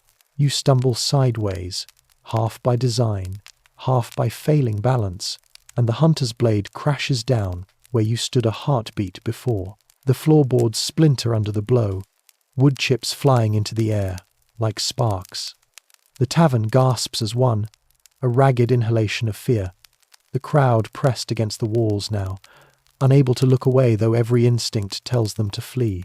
Your eyes lock onto the glowing spit in the hearth. Its iron shaft is long, heavy, burning at the tip with a dull orange heat. You feel the idea strike you like lightning. You won't survive this duel if it stays steel against steel. You need fire, you need chaos. With a grunt, you lunge toward the hearth, nearly collapsing as your wounded ribs twist. The hunter is behind you instantly, his boots pounding against the floor. His blade whistles through the air, grazing the edge of your hood and slicing away a lock of hair. You fling yourself forward, seizing the iron spit with both hands.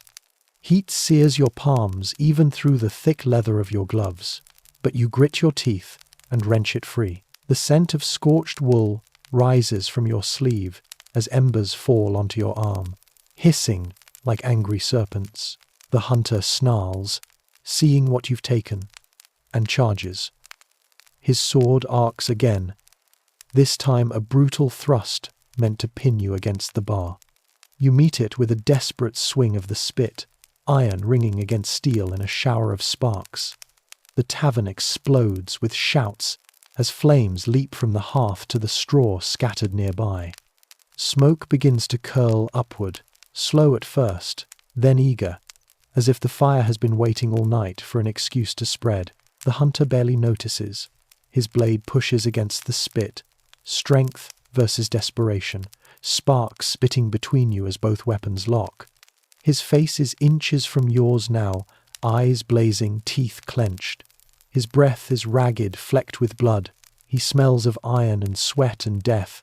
Your knees buckle, but you twist your body suddenly, rolling the spit along his sword, letting his own momentum carry him off balance. With a grunt, you slam the heated tip into his wounded arm. He howls, jerking back, the stench of burning flesh filling the air. The tavern roars with screams as the crowd finally surges toward the doors, trampling benches, scattering mugs, some even leaping through the open windows. The hunter staggers, his arm trembling violently, but his rage doesn't break. If anything, it hardens into something worse. A blind determination. A promise that even if he dies, he will drag you with him into the dark. He lunges again, one-handed now, blade darting like a serpent. You parry once, twice, the spit ringing under each strike. But you know you cannot keep this up. The fire licks hungrily at the tavern floor, catching the puddles of ale. Flames crawl fast now, racing along the spilled drink as though eager to meet the overturned tables and rush mats. Smoke thickens, burning your lungs, stinging your eyes. You cough, your vision swimming, your balance faltering. In the chaos, your eyes fall on the shelves of wine and oil behind the bar. The bottles quiver on their ledges, half loosened by the shaking of the fight. Fragile as glass always is. And suddenly, the plan becomes clear. If you cannot win against him blade for blade, you must drown him in the tavern's own fury. You stumble back toward the bar, clutching the spit like a pike. The hunter follows, relentless, cutting down the space between you with a predator's precision. Each step you take is mirrored by his, each motion a dangerous rhythm. You retreat, he advances, you breathe, he threatens. The tavern itself groans around you now, smoke filling the rafters, embers raining like stars. With a final desperate push, you leap against the bar, shoulder slamming into the shelves. Bottles tumble, shattering on the floor, spilling wine and oil in rivers across the already burning planks. The fire catches instantly, a living creature leaping upward, its roar drowning the screams of the last patrons fleeing into the night. The hunter pauses, only for a fraction of a second, eyes narrowing as he sees the fire rushing toward him. That instant is all you need. You ram the spit into his chest, not deep enough to kill, but hard enough to stagger him backward into the flames. His cloak ignites, the fabric curling into black smoke, his voice ripping through the tavern in a scream of fury and agony combined. You do not wait. You leap forward, seize his sword hand with all the strength left in your battered body, and drive it down into the fire with him. He thrashes, snarls, his face twisted into something inhuman, but the flames claim him, greedy and merciless. His blade falls from his grip, hissing as it disappears beneath the fire's growing tide. The tavern is an inferno now, beams cracking above, sparks cascading like rain. You stumble toward the door, lungs filling with smoke, vision shrinking to a narrow tunnel of orange light. Each step is agony, your ribs scream, your legs tremble, your head swims, but you push through, guided by sheer will. Behind you, the hunter's screams fade into the roar of collapsing timbers. You burst into the cold night air, stumbling onto the cobblestones outside. Villagers stand wide-eyed in the square, their faces lit by the fire's glow, pointing, whispering, clutching their children. Some stare at you in horror, others in awe, but none move to help. You are marked now Assassin, bringer of fire, cursed soul. You clutch your dagger close, your body a map of pain, and vanish into the night before they can decide whether to raise a hand or a pitchfork against you. Your chest burns with every breath, and behind you, the tavern collapses into a roaring grave of fire and ash. Somewhere in the black smoke, the hunter is nothing but cinders. But his death has not freed you. It has bound you tighter to the shadows, because men like him are never alone. If one was sent, more will follow. And in that moment, as you stagger down the alley, smoke trailing from your cloak, you realize the cruelest truth of all.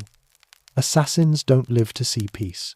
They live only to fight the next night, the next blade, the next hunter. The night swallows you whole the moment you leave the blaze behind. The roar of the collapsing tavern still echoes in your ears, a thunder that seems to chase you down every alley. Your cloak, singed at the edges, trails the faint scent of smoke, leaving behind a ghostly trail that could betray you if anyone cared enough to follow. But the villagers do not pursue. They are too busy huddled together in the square, faces pale and eyes wide as they watch the building collapse into embers. You glance back once, just once, and in the glow of the fire you see their mouths moving. Some whisper prayers, others curses. You can almost hear it even without words, your name spat like venom, your deeds twisted already into rumor. Assassin, murderer, firebringer. You know how stories work in places like this. By dawn, you will no longer be a man or a woman, just a shadow that crept into town, spilled blood, and left fire behind. The pain in your ribs grows sharper as you move, every breath like a dagger shoved between your lungs. You can't stop. You know what happens to assassins who linger in the open. After chaos, they end up dangling from gallows, their corpses pecked by crows while children throw rotten apples at their feet. So you push yourself deeper into the winding streets, taking alleys so narrow you have to twist your body sideways to pass, stumbling through the stink of fish guts, urine, and old smoke. The world feels like it's spinning now, every step heavier than the last, but you force yourself forward. You reach the outskirts, where the cobblestones break into dirt paths and the huts grow smaller, their thatched roofs patched with moss and rot. A lone dog snarls at you as you pass, its eyes glinting in the moonlight, but it doesn't bark, perhaps. Even beasts know better than to draw attention to you tonight. The road opens into fields, the stalks of barley whispering in the breeze like a crowd holding its breath. The fire's glow fades behind you, swallowed by the distance. Only then do you stumble into the shadow of a lone tree, its gnarled branches like twisted fingers, and collapse to your knees. The world tilts. You clutch your ribs and nearly retch, coughing up blood into the grass. The metallic taste coats your tongue, thick and sour.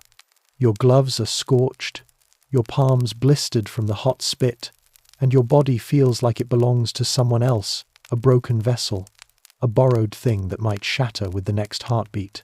For a moment, the temptation is almost sweet. Just lie down. Let the earth take you. Let the hunter's fire have been the end. No more running, no more knives in the dark, no more waking with the weight of blood on your hands. But assassins don't die like that. They don't die clean, under stars and silence. If you lie down here, someone will find you, and your corpse will become just another warning nailed to the gates of the city. You grit your teeth, tasting iron, and force yourself upright. Your mind drifts back to the guild. Not a home, never truly a home, but the only place where you were not alone. The master's words echo. Pain is the gift that keeps you sharp. If you can still feel, you can still kill. And if you can kill, you can still live. It's a bitter comfort, but it pulls you to your feet again. You stagger toward a stream you know, runs just beyond the fields. The moonlight glitters on its surface, cold and clean, and you fall to your knees at the bank, plunging your blistered hands into the water. The sting is brutal, fire meeting ice, but you hold them there, watching the blood and soot swirl away downstream. You splash your face, gasping as the cold shocks you awake. Your reflection ripples a hooded shadow with eyes too tired, too haunted to belong to anyone still alive. Imagine looking at yourself like this, after a night shift at a modern desk job, eyes red, hair tangled, clothes reeking of smoke. But instead of awkward co-workers and stale coffee, you've got the promise of a blade at your back by dawn. Fun, right? You bind your ribs with strips of cloth torn from your cloak, each pull of the fabric making you see stars. The wound will fester without proper care. You know this. You've seen too many brothers and sisters of the guild cut down not by steel but by rot.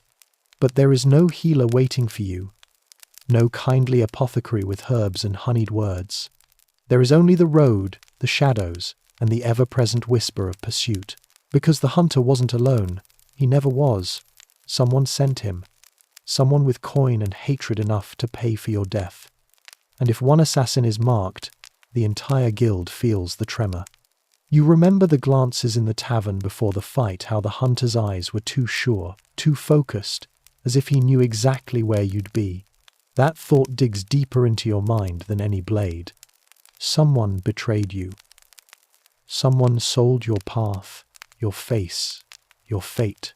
You stagger along the stream, each step an agony, your cloak dragging wet and heavy. The water glimmers like spilled silver, guiding you into the woods. The branches close overhead, blotting out the stars, and the sounds of the village fade into silence. Only the creak of the trees and the rush of the stream keep you company. You move deeper, to a place where even hunters hesitate to follow. At last, when your body threatens to collapse for the final time, you find a hollow beneath a fallen oak. Its roots arch upward, creating a shelter of earth and wood. It's no more than a fox's den, damp and smelling of mold, but to you it feels like a fortress. You crawl inside, curling against the roots, every muscle trembling. You bite your lip to keep from crying out as your ribs scream, and you press your blistered hands to the earth, as though grounding yourself in its cool patience. Sleep does not come. Not truly. Your eyes close, but every sound jolts you awake, the snap of a twig, the call of an owl, the hiss of the wind through the branches. You dream with your eyes half open, seeing shadows move even when they don't, hearing the hunters scream over and over in your skull. And beneath it all, the truth that haunts you most, this was not the end. It was the beginning. A fire in a tavern is nothing compared to the storm that's coming. You've been marked, and assassins who are marked rarely live long. The hours crawl until the grey of dawn begins to seep through the cracks in the canopy. Your body is stiff, cold, aching with every shift, but the faint light brings with it a grim clarity. You are alive. And because you are alive, you must keep moving. You will find the guild, demand answers, root out the traitor who sold you, or perhaps you will never reach them at all, cut down on the road, your story ending in some ditch where no one remembers your name. But the path lies ahead, cruel and waiting, and you will walk it. Not because you want to, but because there is no other choice for one who wears the assassin's hood. The morning greets you not with warmth, but with a damp chill that clings to your skin and stiffens your wounds. The forest floor is soaked with dew, your cloak heavy with it, and the taste of ash still lingers in your mouth. Your ribs ache as though the earth itself has reached inside and twisted them with iron claws. Hunger gnaws at you too, sharp and insistent, a more patient predator than any hunter. You push yourself upright, wincing at the pain that shoots through your side. And for a moment, the thought flickers, why not just lie back down? Let the woods swallow you. But the image of the hunter's face returns, twisted with fury and disbelief as the flames consumed him. His death wasn't an end, it was a signal. Others will come. You force yourself onto your feet and begin to move. The forest is still thick with mist, every tree rising like a tower out of the fog, every root like a snare ready to catch your boot. You follow the stream at first, its silver thread winding through the underbrush, because assassins know one rule better than most. Water leads to people. And people mean food, shelter, danger, all things you cannot avoid forever. Each step is heavy, your breath shallow from the bruising in your chest, but you keep moving because stillness is the same as death. Your stomach growls loud enough to echo in the quiet wood. You pause, pressing your hand to your belly, and let your eyes sweep the ground for anything edible. A few wild berries cling stubbornly to a bush, dark and bitter. You pluck them, knowing they might sour your gut, but it's better than the ache of emptiness. The taste is sharp, almost metallic, but you chew slowly, forcing yourself to savor even this meager prize. Imagine having to treat a handful of half-rotten berries like a banquet, when back in your time you could just roll through a drive-through and have more food in one bag than a medieval peasant sees in a week. Doesn't seem fair, does it? The woods remain eerily quiet as you push deeper. Birds flit in the canopy, but they do not sing. Even the insects seem muted, as though the forest itself knows something dangerous stalks within it. Every crack of a branch beneath your boots makes you tense, your hand twitching toward the dagger at your belt. The paranoia grows with each mile, until you begin to imagine figures in the mist, shadows, trailing you just beyond sight. Watching, waiting. You know it's not entirely imagination. Hunters move silently, and assassins rarely come alone. At midday, you find a clearing where the grass grows high and golden. In the center stands a stone well, half collapsed, its mouth choked with moss. You approach carefully, crouching low, scanning for signs of use. No footprints, no rope. Only the slow drip of water somewhere deep inside. You peer over the edge and see your reflection trembling in the black pool below, a ghostly shape, hooded and pale. For a heartbeat, you wonder if it's really you at all, or just some hollowed spectre taking your place. You drink anyway, lowering your hands into the cold dark and bringing the water to your lips. It is icy, sharp enough to numb your tongue, but it steadies your mind. You wash the soot from your face, watching rivulets of grey swirl away, and bind your ribs tighter. The cloth has already soaked through with blood and sweat, but you can't afford to stop and heal. Assassins don't heal, they endure. The road calls to you. Faint traces of cart ruts cut through the grass near the clearing, leading westward toward hills that loom faint in the haze. You follow, knowing roads bring eyes, but also knowing wandering aimlessly through the wilderness will kill you faster. The track is rough, stones jutting from the earth, weeds sprouting through the grooves, but it is a path nonetheless. Your steps drag, slower with each mile, and your mind begins to play tricks. Every crow in the distance becomes a scout. Every gust of wind in the grass sounds like a whisper of steel. As the sun sinks lower, your hunger claws again, fiercer this time. You scavenge what you can, roots pried from the dirt, a handful of nuts left by squirrels, but it's barely enough to quiet the ache. Your body feels hollow, as though the shadows you've lived among have begun to eat you from within. You think of feasts you once spied from rafters, lords and ladies tearing into roasted meats, golden crusts of bread, jugs of wine spilling across oak tables. And here you are, chewing on roots like some wretched beast, ribs bound with scraps, a fugitive whose only banquet is the bitterness of survival. By dusk, the countryside unfolds before you, rolling fields, scattered cottages with smoke curling from their chimneys, and in the distance, the faint spire of a church stabbing into the sky. Safety and peril tangled together, because villages mean bread and water, but they also mean gossip, suspicion, and betrayal. Already your cloak is torn, your face hollow, your gait uneven. You look less like a traveller, and more like a criminal staggering in from the woods. One wrong glance, and a villager could raise a hue and cry that brings guards down on you faster than any hunter's blade. You pause at the edge of a hedgerow, crouched in the shadows, watching the cottages flicker with lamplight. Laughter drifts faintly through the air, the sound of families breaking bread together. For a moment, something inside you aches, not hunger, but the memory of what you've never had. A place where the fire burns for warmth, not for cleansing. A roof that shields, not hides. a bed that isn't made of dirt and roots. But that is not your life. You are a shadow, a weapon, a name cursed by whispers.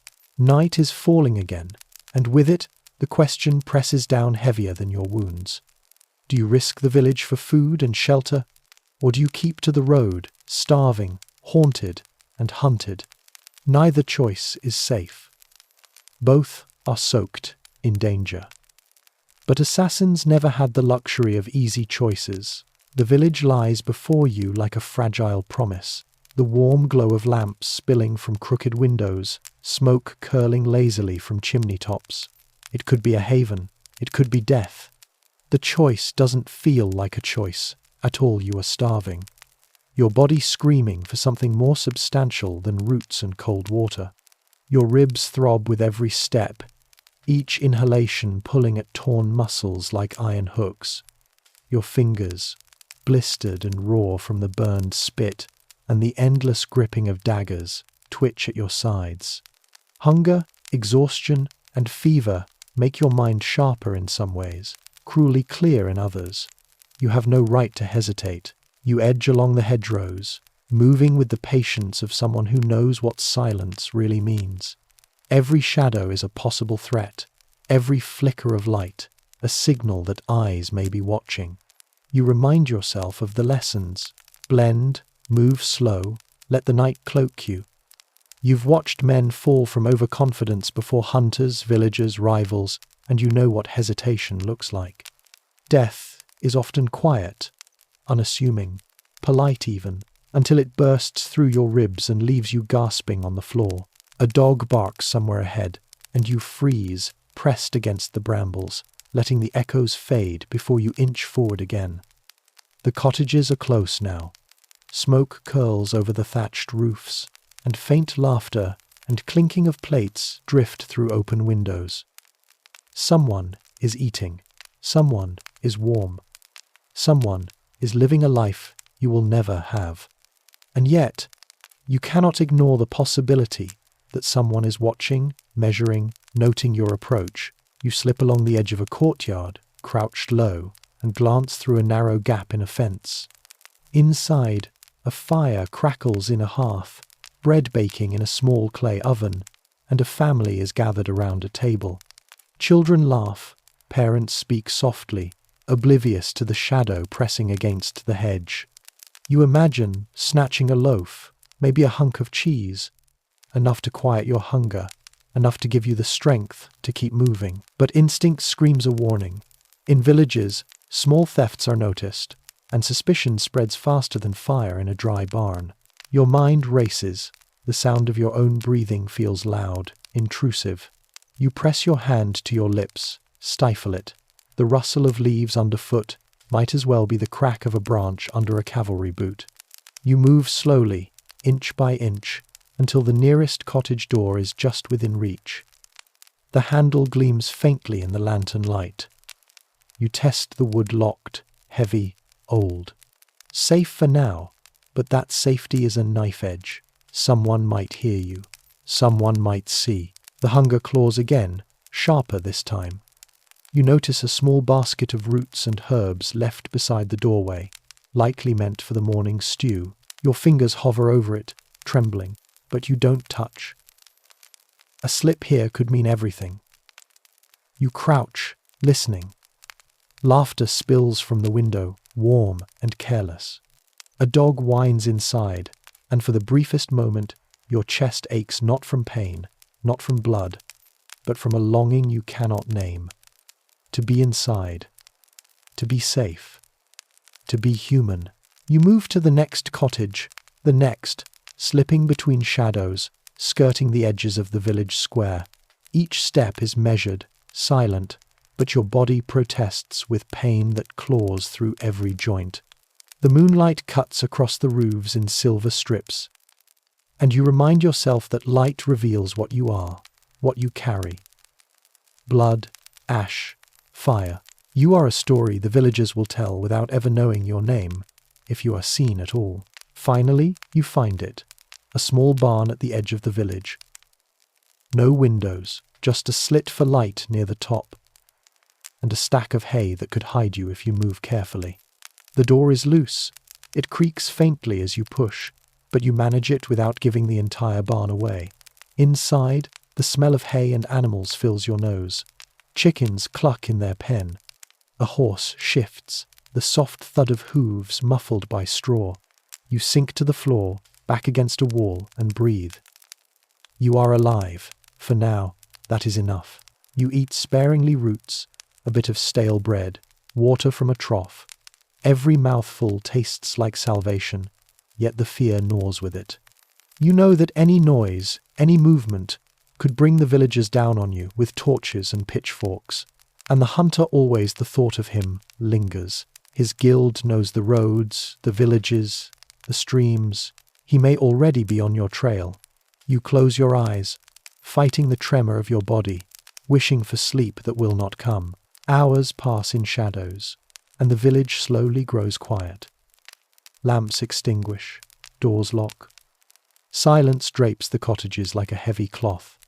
You lie there, still, counting every breath, listening to the faint rustle of straw, the distant bark of a dog, the whisper of the wind through trees.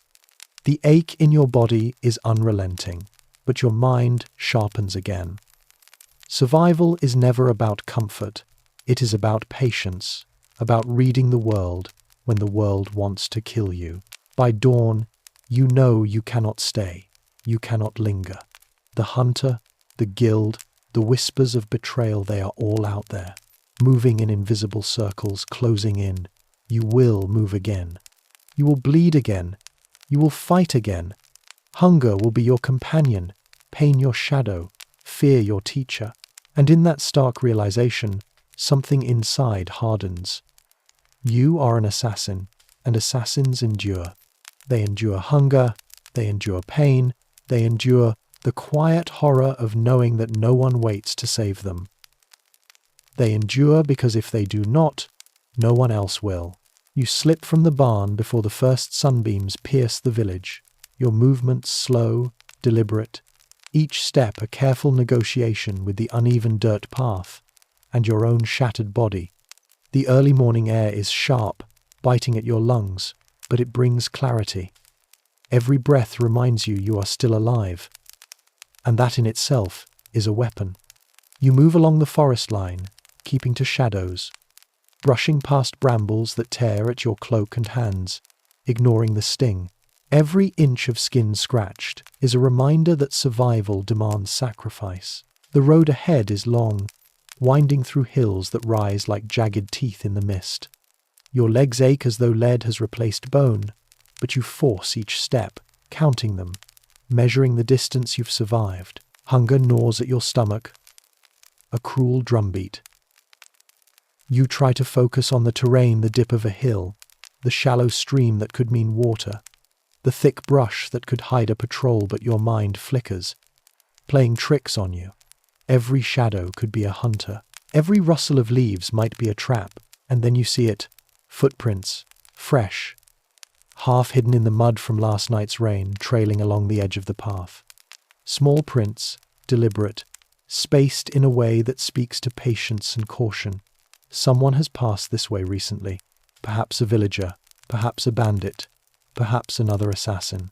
You crouch low, dragging your fingertips through the mud, tracing their movement, trying to divine intent from shape and depth. The prints vanish into the woods, swallowed by leaves and roots, leaving you with only the gnawing certainty that you are not alone. Hours pass.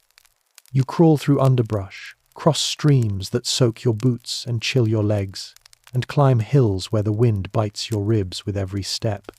The sky shifts, clouds rolling in like grey velvet, hiding the sun, bringing shadow where light might reveal you.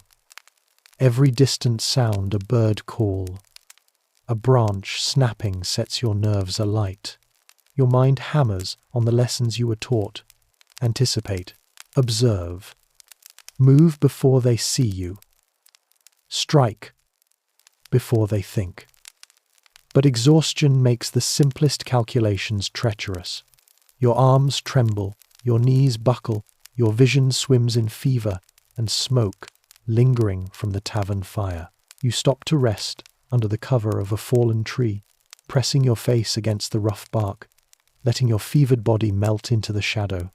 The ache in your ribs is relentless, but you breathe slowly, counting in whispers to steady your pulse. Hunger has become a roar now, twisting your gut into knots, and your mouth is dry with the taste of iron from old blood. You take a small, rationed sip of water from a flask tucked into your cloak, and marvel at how precious it feels, how something so simple can carry the weight of life itself. Movement catches your eye. Through the mist, you spot the outline of another traveler, a solitary figure, moving along the path ahead. Cloak drawn low, hood shadowing their face. For a moment, your heart hammers not with fear, but calculation. Could it be an ally, a messenger, or a hunter?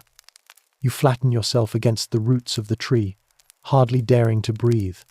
Every sound, every shift of cloth, could betray your presence. The figure pauses, lifts a hand to adjust their hood.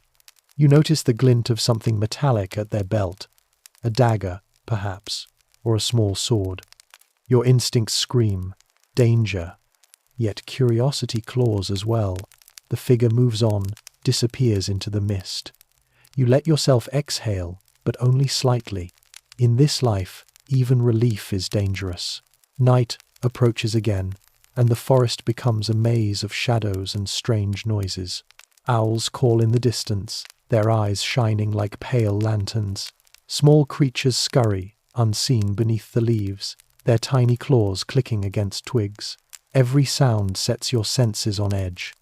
Every rustle could be a trap, every shadow a predator. Hunger is now a constant, gnawing companion, each step heavier than the last. You stumble upon a clearing with a shallow pond. Its surface mirrors the grey sky, rippling with the wind. You kneel, pressing your hands into the cold water, washing away sweat, blood, and soot. The chill stabs your skin, forcing your muscles to quiver, but it sharpens your mind. You take a deep, careful breath and stare at your reflection. Hollow eyes, skin pallid, and streaked with grime, hair matted. You are no longer a person in the village's eyes. You are a shadow, a myth, a predator without mercy. The hunger, the pain, the fever, the weight of the hunter's shadow, it all presses down. But you endure because there is no other choice. Every step you take now is a testament to survival, to cunning, to patience honed over years of living in the dark. You remind yourself, even the Hunters' Guild cannot claim what they cannot see. And for every hunter that follows, there are missteps they cannot anticipate. You crawl into the nearest thicket as the sky darkens to a deep indigo. Stars begin to prick through the canopy, faint and indifferent. Your body aches from every wound, every bruise, every scar that pulses in protest. Hunger twists your stomach. Fever curls in your head. Exhaustion threatens to fold you into the earth, to let the night claim you. But still, you breathe. You endure. You plan your next move. Somewhere, in the shadows beyond the trees, you know the next threat waits. Perhaps a patrol of hunters, perhaps a band of mercenaries, perhaps betrayal in human form, and you will meet it, not with the luxury of rest, not with the comfort of ease, but with the cold, sharp clarity that comes from knowing. Only the clever, the patient, the unrelenting survive. Night thickens like a suffocating shroud as you press onward, the trees overhead closing into a tunnel of shadows.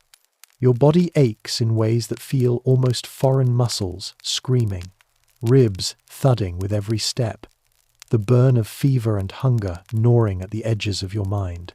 Your boots sink into mud, your cloak dragging heavy with dew, and every snapping twig sounds like a trumpet heralding your death. You know the forest is alive tonight, not just with animals, but with hunters, scouts, and spies. One misstep could mean a blade between your ribs, and you are acutely aware that your luck will run out if you rely on it too long. Ahead, the path narrows. Roots twist through the dirt like snakes. Branches arch across like gauntlets waiting to strike. And then, just as your eyes adjust to the dim moonlight, you notice the telltale signs. A snare, a thin cord looped between two saplings, hidden in the shadows of the underbrush. You freeze, heart hammering, and crouch to examine it. The hunter who set this did not want you walking unharmed. The cord is taut, gleaming faintly in the pale light. A trip, and it would tighten, lifting you off the ground, leaving you dangling like prey. Careful, patient, you slide a rock beneath the cord and prod it with a stick. It rattles faintly. You shift your weight, dragging yourself sideways along the edge of the path, every movement calculated. Your ribs protest, muscles scream, but you are learning the language of the forest, the whisper of disturbed leaves, the gleam of wire in moonlight, the tension in roots that hides death beneath its surface. Each snare is a question, and you answer only with patience and precision. No sooner have you cleared the first trap than another appears, cleverly hidden under a blanket of leaves, a sharpened stake, angled perfectly toward your chest if you stumble. The forest is a gauntlet, and the hunters who laid it know your kind. They anticipate your route, your mind, your body's natural inclinations. They do not want to fight you openly. They want to break you first, make you vulnerable, make you bleed from every bite of the road. A noise catches your attention, soft, deliberate, almost imperceptible. You freeze mid-step, listening. Another hunter, moving lightly, stalking, waiting for you to make a mistake. Your eyes scan the shadows. The faint glint of metal appears, a dagger catching moonlight between branches. The trap-laden path ahead becomes a chessboard of death. One wrong move, and you are impaled, strangled, or cut down. Your hands sweat, clutching your dagger and the remaining remnants of your cloak for balance and concealment. Hunger claws at your stomach, shaking your focus. Exhaustion threatens to overwhelm your body, to make you stumble, to make one mistake the last. And yet, the mind of an assassin sharpens under pressure. You breathe slowly, counting in whispers, feeling your heartbeat settle into a rhythm despite the pain and fear.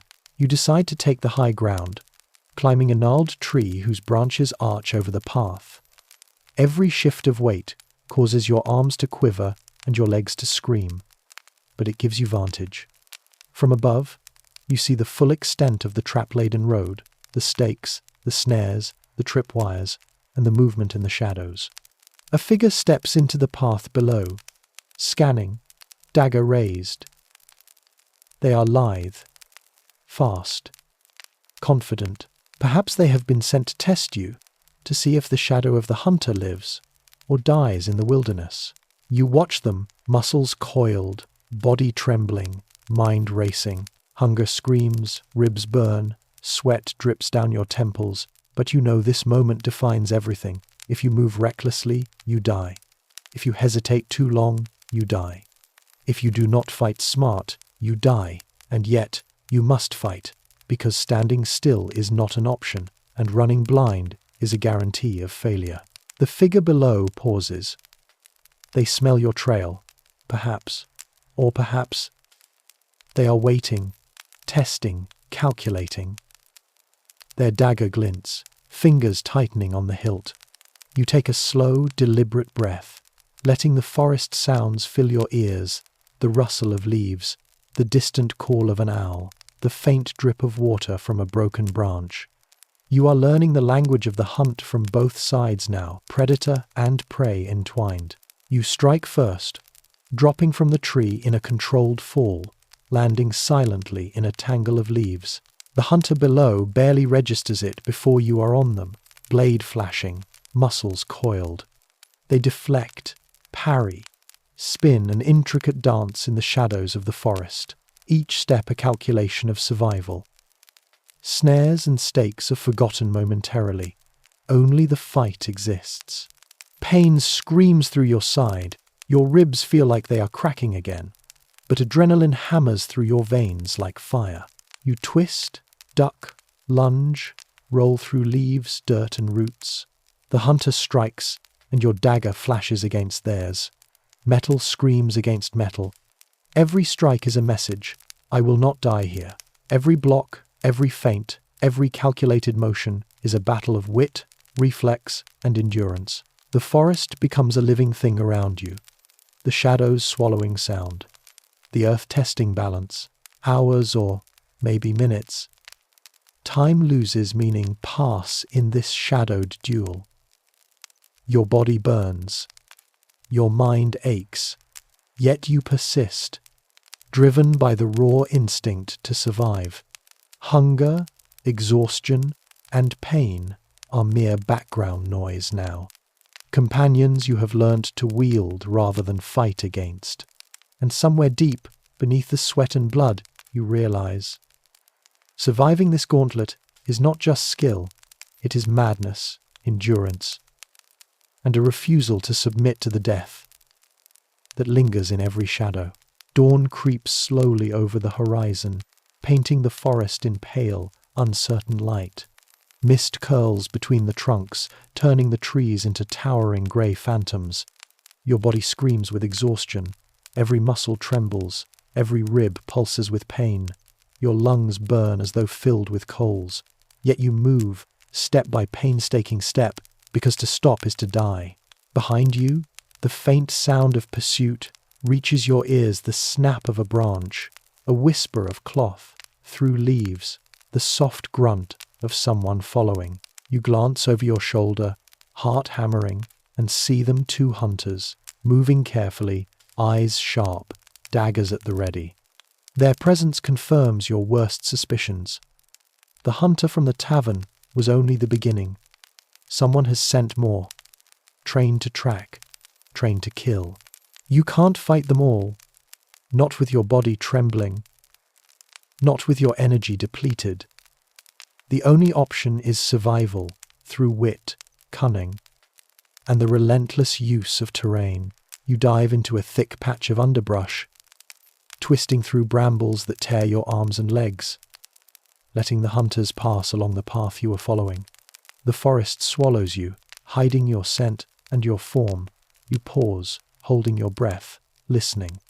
Their footsteps fade, replaced by birds taking flight, a distant deer warning of intruders. Your chest heaves, pain stabbing with each intake of air, but you cannot rest. Resting is death, and death is patient, stalking every assassin who falters. You press onward, using the forest like a weapon. Roots become anchors, streams become barriers. Low-hanging branches cover your approach, masking your silhouette. Every step is measured, every movement deliberate. Hunger gnaws at your stomach, and your thirst scratches at your throat. But your mind remains sharp. Even exhaustion has its advantages. It slows reflexes, yes, but it also sharpens focus, heightens awareness, and forces you to notice what a fully rested person might miss. The hunters are clever. You hear them whispering in low tones, plotting, trying to predict your path. The forest itself is no longer just a hiding place. It has become a chessboard. You are forced to improvise, leaping across roots, sliding through mud, even dropping down embankments to confuse your trackers. One hunter raises a hand, signaling something. Perhaps they have seen a clue, a broken twig, a footprint, but you are already moving, unseen, a shadow in the grey dawn. A trap appears suddenly, a cord strung across the path, weighted to pull you down if triggered. You duck just in time, rolling into the undergrowth as it snaps with a faint hiss. Above you, a hunter curses, and you sense the rising tension. They are patient, but even patience has limits. You can almost feel their frustration radiating through the forest. The smell of sweat and leather reaches you faintly on the breeze, a human signature that reminds you they are close, closer than you dare admit to yourself. You climb a ridge, wincing as pain shoots through your side, ribs protesting every movement. From this vantage, you can see the path of the hunters winding below, cautious, calculating. Ahead, the forest thins slightly, giving way to a shallow valley scattered with rocks and fallen trees. It is a dangerous space open enough to expose you, but full of obstacles that could slow or even injure the hunters if used cleverly. This is your chance, your moment to turn the terrain into your ally. You drop into the valley, moving quickly but carefully, kicking loose stones, tripping branches, leaving subtle signs of your presence to lure the hunters into missteps. They follow, as you know they will, their confidence riding on the assumption that exhaustion has dulled your senses. Each misstep, they make us stumble over a root. A slip on wet rock feels like a small victory, a silent triumph in the deadly dance that has consumed the night. Your breath comes in sharp, ragged bursts. Hunger and thirst twist your stomach into knots. Pain erupts in your ribs, threatening to collapse your lung with every inhale. And yet, there is focus, a clarity born of desperation. Every instinct you have honed through years of shadowed nights, broken rooftops, and whispered deaths guides you now. The hunters are formidable, trained, relentless, but you are an assassin, and the forest is a partner that teaches as much as it hides. Then, a noise, a snapping branch louder than the others, alerts you that one hunter has taken a different approach, attempting to flank. Your heart hammers in response. You know that if you are caught off guard, the game ends. Every step, every movement, every decision must be perfect. You pivot, rolling down a slope, letting loose a small rock that clatters against a tree. The sound echoes, drawing the hunter toward a false path. They take it, and you see the subtle shift in the other hunter's posture, a hesitation, uncertainty creeping in. You use the moment to slip behind a fallen tree, its trunk wide and moss-covered, providing both cover and a vantage point. From here, you watch the hunters struggle through the valley, stumbling over roots, skidding on mud, their coordinated pursuit disrupted by the chaos you have sown. Hunger burns, exhaustion screams, but a grim satisfaction threads through the pain. The hunters are learning, slowly, that their prey is not so easily caught. The forest seems to pulse around you, alive with danger and opportunity. Every step you take is a gamble, every breath a test of endurance, but the chase is far from over. You know more hunters lie in wait, perhaps the guild itself mobilizing to locate you. You are weak, wounded, hungry, and yet you endure, moving through the dawn-lit forest like a phantom, every motion a testament to survival, to cunning, to the indomitable will of one who refuses to die quietly. The valley tightens around you as the hunters close in, their silhouettes flickering between the trees like predators' shadows in the half-light. Each breath is agony, every step a negotiation with your battered body. Ribs ache with each movement, every muscle protests. Hunger and thirst gnaw like twin wolves at your insides, but you force yourself forward. You know that hesitation is death. You know that exhaustion is a dangerous companion. And yet, there is clarity in the chaos. You will not die here, not without making them pay. Ahead, the path narrows further, flanked by jagged rocks and fallen trees. It is a natural choke point. Any ordinary prey would panic. Any ordinary prey would fall. But you are no ordinary assassin. You have learned to read the terrain like a weapon, to bend the forest, the rocks, even your own pain to your advantage. A small smile curls at the edges of your lips, grim and fleeting, as you plan your next move. One hunter is closest now, chest heaving, eyes sharp, dagger ready. You shift behind a rock, flattening yourself against the cold stone, letting the other slip past, unaware that their flank is exposed. You weigh your options. Fight, too risky with your ribs threatening to give out. Flight, dangerous, there's nowhere truly safe. Trap them, that is your choice. That is the art of survival. You begin gathering rocks, loose branches, and deadfall from the underbrush, setting them carefully along the slope, creating a network of hidden hazards that the hunters cannot see. They move like shadows, silent but persistent. The first hunter pausing, as your trap rattles faintly beneath his boot. A curse slips from his lips, sharp, low, but he does not stop. Overconfidence is their weakness. You bite back a groan as pain rips through your side, your ribs threatening to collapse with the effort of bending, lifting, and positioning. Sweat runs down your forehead, stinging your eyes, but you continue. The forest is alive, and tonight it is your ally, your instrument of vengeance and survival. The first hunter steps onto a loose rock, slips and flails, catching himself with one hand against a tree. The second hunter is just behind, unaware, and steps on a hidden branch you've set to break under pressure. It snaps with a sharp crack, alerting him too late. He tumbles forward, narrowly missing the jagged rocks you arranged in the underbrush. Chaos blooms among them, confusion spreading like wildfire. You watch, chest heaving, every muscle screaming, as the tide of advantage shifts, even if only slightly, in your favor. Your ribs scream again as you leap from your hiding spot, dagger drawn. You strike quickly, aiming for non-lethal but disabling blows.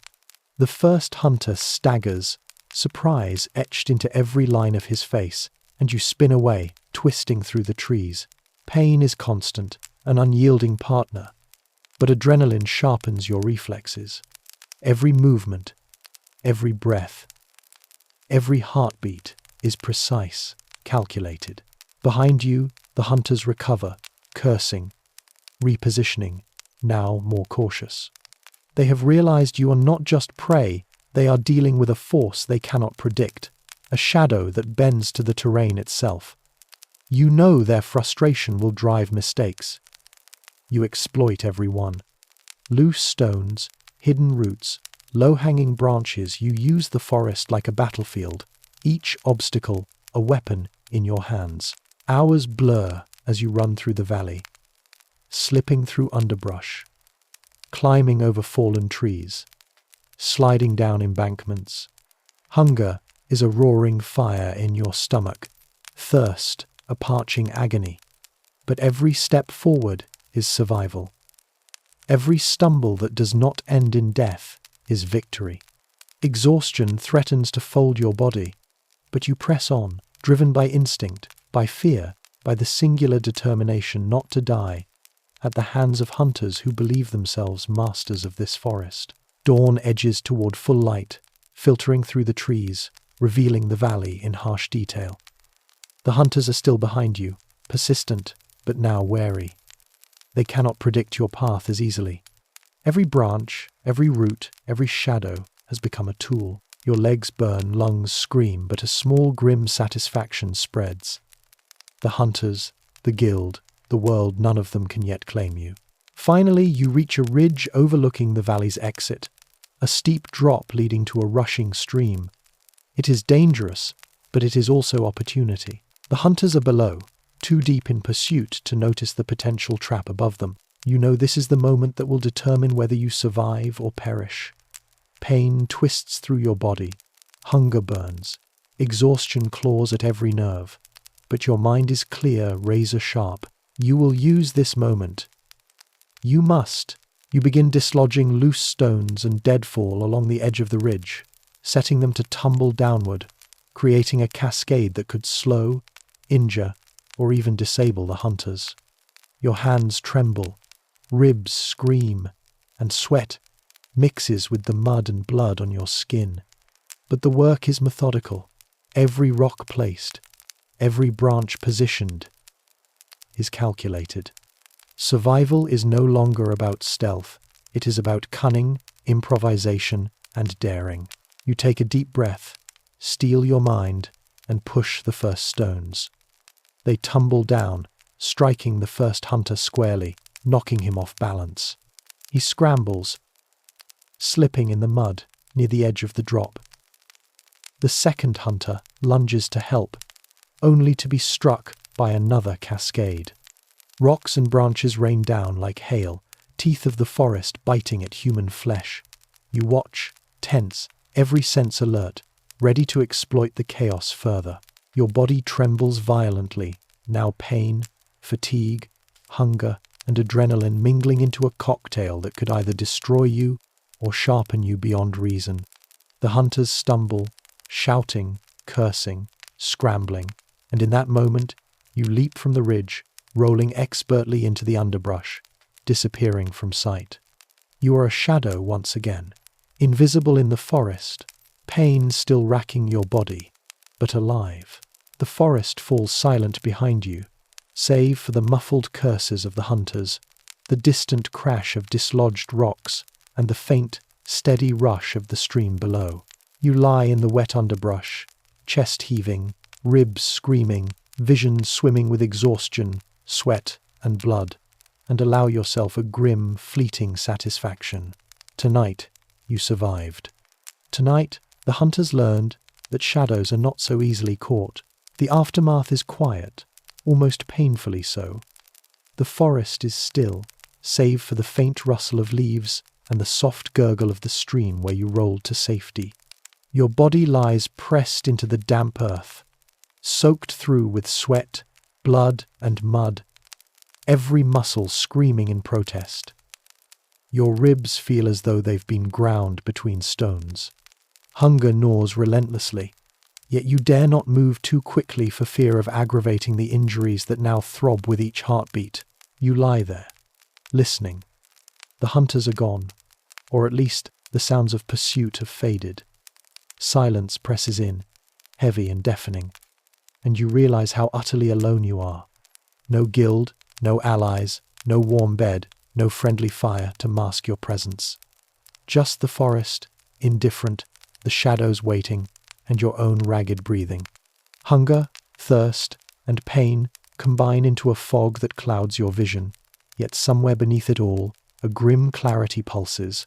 This is what life as a medieval assassin truly is. Not glory, not honor, not romance, pain.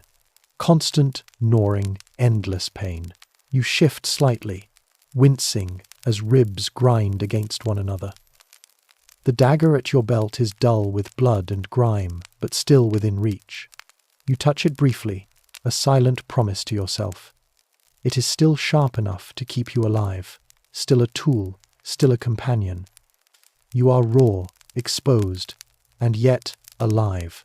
The thought is both comforting and bitter. Each breath is a reminder of what you have endured and what you still must endure. Hunger is a companion that will not relent.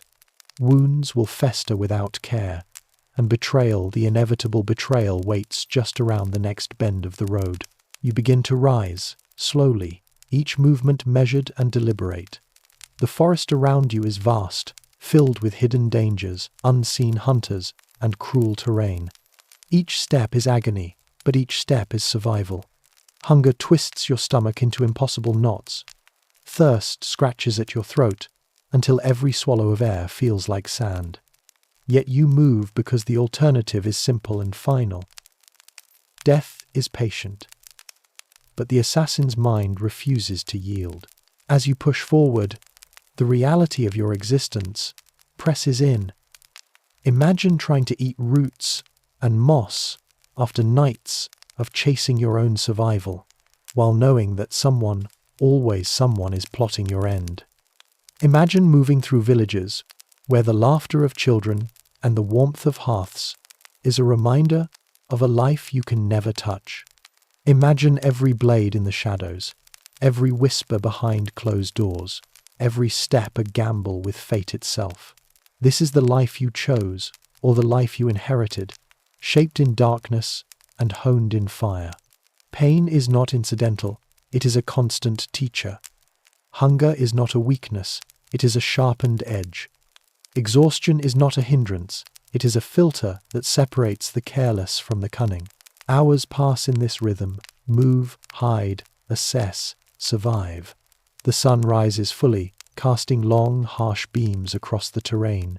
Every branch, every stone, every hillock is a potential hazard or an ally.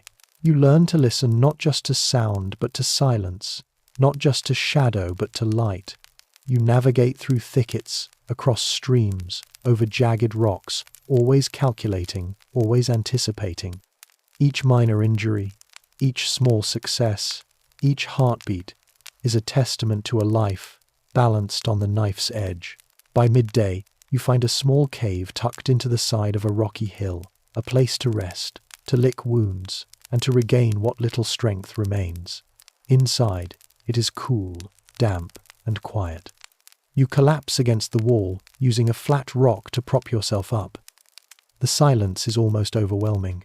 You close your eyes, tasting blood and sweat on your lips, feeling the dull roar of hunger, the sharp pinch of thirst, the ache in every muscle.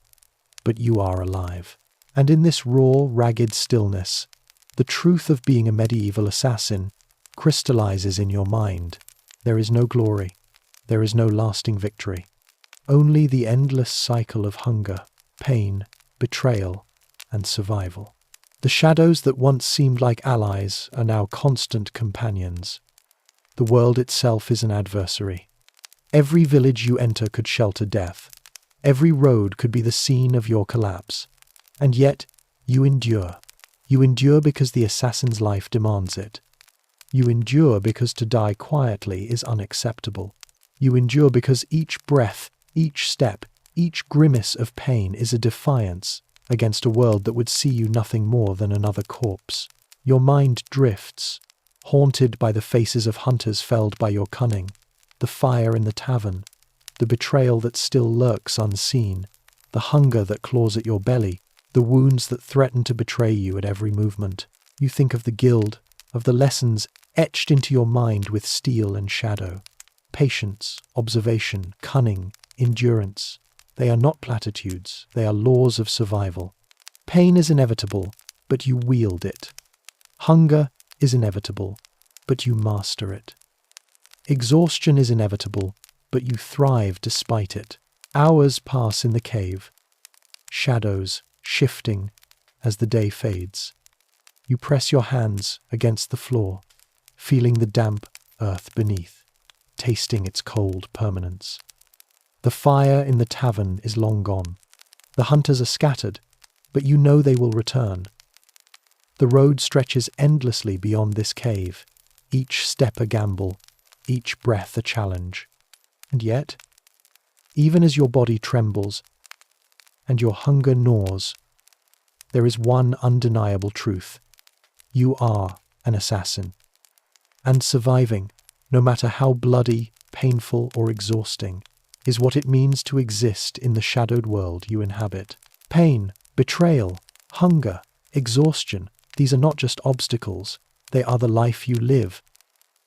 The life that no bard sings of, no lord praises, no chronicler records. The life of a medieval assassin is raw, unflinching, and relentless. There is no comfort, only survival, no safety, only cunning, and no glory, only the grim satisfaction of having endured another night, another hunt, another brush with death. You rise from the cave slowly, each movement agony and triumph intertwined. The road calls, the shadows shift, and the relentless march of survival presses onward. You are an assassin, and the world, ruthless, cruel, and indifferent, has not yet claimed you. The lesson is clear. This is why it sucked to be a medieval assassin. Every breath is a struggle, every night a war, every meal uncertain, every ally a potential betrayer. And yet, there is a grim poetry in the endurance, in the mastery of pain, in the defiance against the relentless, unforgiving world. You live, and that alone is victory enough.